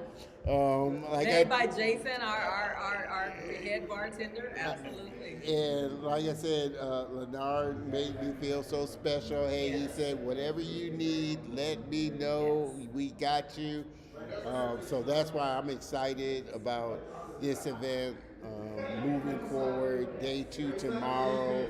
Yeah, I'm excited about day 2. How did you kind of wind up here in Vegas? I mean, from California. From California to Vegas. My entire family, my husband's family still very much resides in California, which is where I was born and raised. Okay. Inglewood specifically. Inglewood. But we moved here after COVID. So being in the events industry, a lot of stuff shut down. So I was doing events like the Grammys, the Emmy Awards. Those were the kind of events that I was doing. And of course, when COVID hit, all that shut down. And I kind of enjoyed being a housewife for a minute, but I have to be doing stuff. You seem like you're that type. I'm like all over the place. You're all over the place. I have to be doing stuff, and I enjoyed, being at home for a while. But I told my husband, I said, well, since everything is pretty much shutting down, this is a good time to sell our house. Let's move to Las Vegas. Let's just get some new roots up under us. We've lived our whole life here. Our kids are grown. Let's just do that. And we did that, and I enjoyed being a housewife for all of 2.2 seconds. It's only so many times you can go to Tuesday morning and go shopping. He's like, can you please stop buying stuff for the house? And I'm like, I gotta get back out there. And then this just kind of came up. I met Jessica, who is just an amazing individual. She's based in New York, affiliated with this company. Yeah. And I gave her my background and said, look, this is just what I want to do. It was a very frank conversation. And I got to get out of the house. And I just need to be back around people. And this venue was so perfect. Like, it was such a perfect fit. I think me and this venue go hand in hand because I love to sell it. I love to talk about it. I'm very passionate about the space, all of the space here, whether it be the speakeasy, the theaters, upstairs, our third floor event space. Okay, so there's a third floor. Oh, I it's didn't 4,000 square feet of Okay, event I didn't space know up the there. third. I didn't know there was a we third are all floor. over. Oh Yes. man! I will give you a tour. Yeah, I afterwards. need the grand But tour. Yes, we have 4,000 square feet of event space upstairs. Okay. We've activated that space in so many different ways. We've done weddings up there. We do wedding receptions. We do all kinds of birthday parties. We even work with the community. So we do line dance classes up there every Wednesday. Wow. The classes are free. Yeah. We invite everybody to come, men, women, all ages. You don't have to be a senior citizen to come. You don't have to be a young person to come. We welcome in everybody to come and check it out. The classes are free. We gonna get you ready for the next family reunion if nothing else, you know. But it's every Wednesday night up there at 6:00, and it's awesome. And having this kind of space and everything at such a different level, nothing interferes with the other thing. You know, you can be upstairs and not hear what's going on in the bar. You can be in the bar and not hear what's going on upstairs. The speakeasy, everything is kind of its own space within the space. And that's what, like I said, I love about this space. It's got that kind of close lounge kind of feeling where you can still hear the music, but still have a conversation type of thing. So I'm super excited about being here. I saw the passion, you know, when we first came in of you know, really, hey, I'm moving around like a crazy and doing this and getting this done. And it was just so exciting to see. And like I said, I'm so glad that I found this hidden gem now. Hey, well, I know, back. We invite you back. We have tons of space in here. You can podcast live from wherever you want in this building. We got you. We got you. I appreciate that so much, and cannot thank you enough for sitting down, sharing with the audience, and making this day one a great day. Yes, I'm looking forward to tomorrow. I am too. Awesome. So thank you so much. Pleasure. I appreciate it, and looking forward to day two. Yes. And looking forward to just coming here and checking out the space, checking out a movie, having a drink, having a bite to eat. We make it easy. The speakeasy, like I said, they got so much stuff going on here. It's a hidden gem. You definitely got to check out Downtown Cinemas, Las Vegas. Hey, if you're ever visiting or if you live here, you got to stop by and come check out the place and say hi. I'm always here. Always here.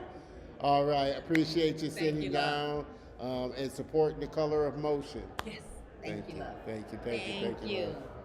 Like I said, that's how we do it here as we close out day one and just have so much fun. We're pulling people from the venue, we're pulling workers. I gotta have Roxanne come over. She runs the concession stand. She's an interesting character as well. I may have her come over tomorrow and sit and jib jab. Like I said, tomorrow we're going to be talking with the DJ, talking with some more of the filmmakers that are showing their films here at the event. Like I said, they obviously love Barry here and love his event here. Bartenders make a pretty good Long Island tea. So, like I said, this has just been a fun event. This has been a fun event, and just love closing, love being a part of it. We're gonna close down day one of this event, and I can't thank you enough for being a part of the show.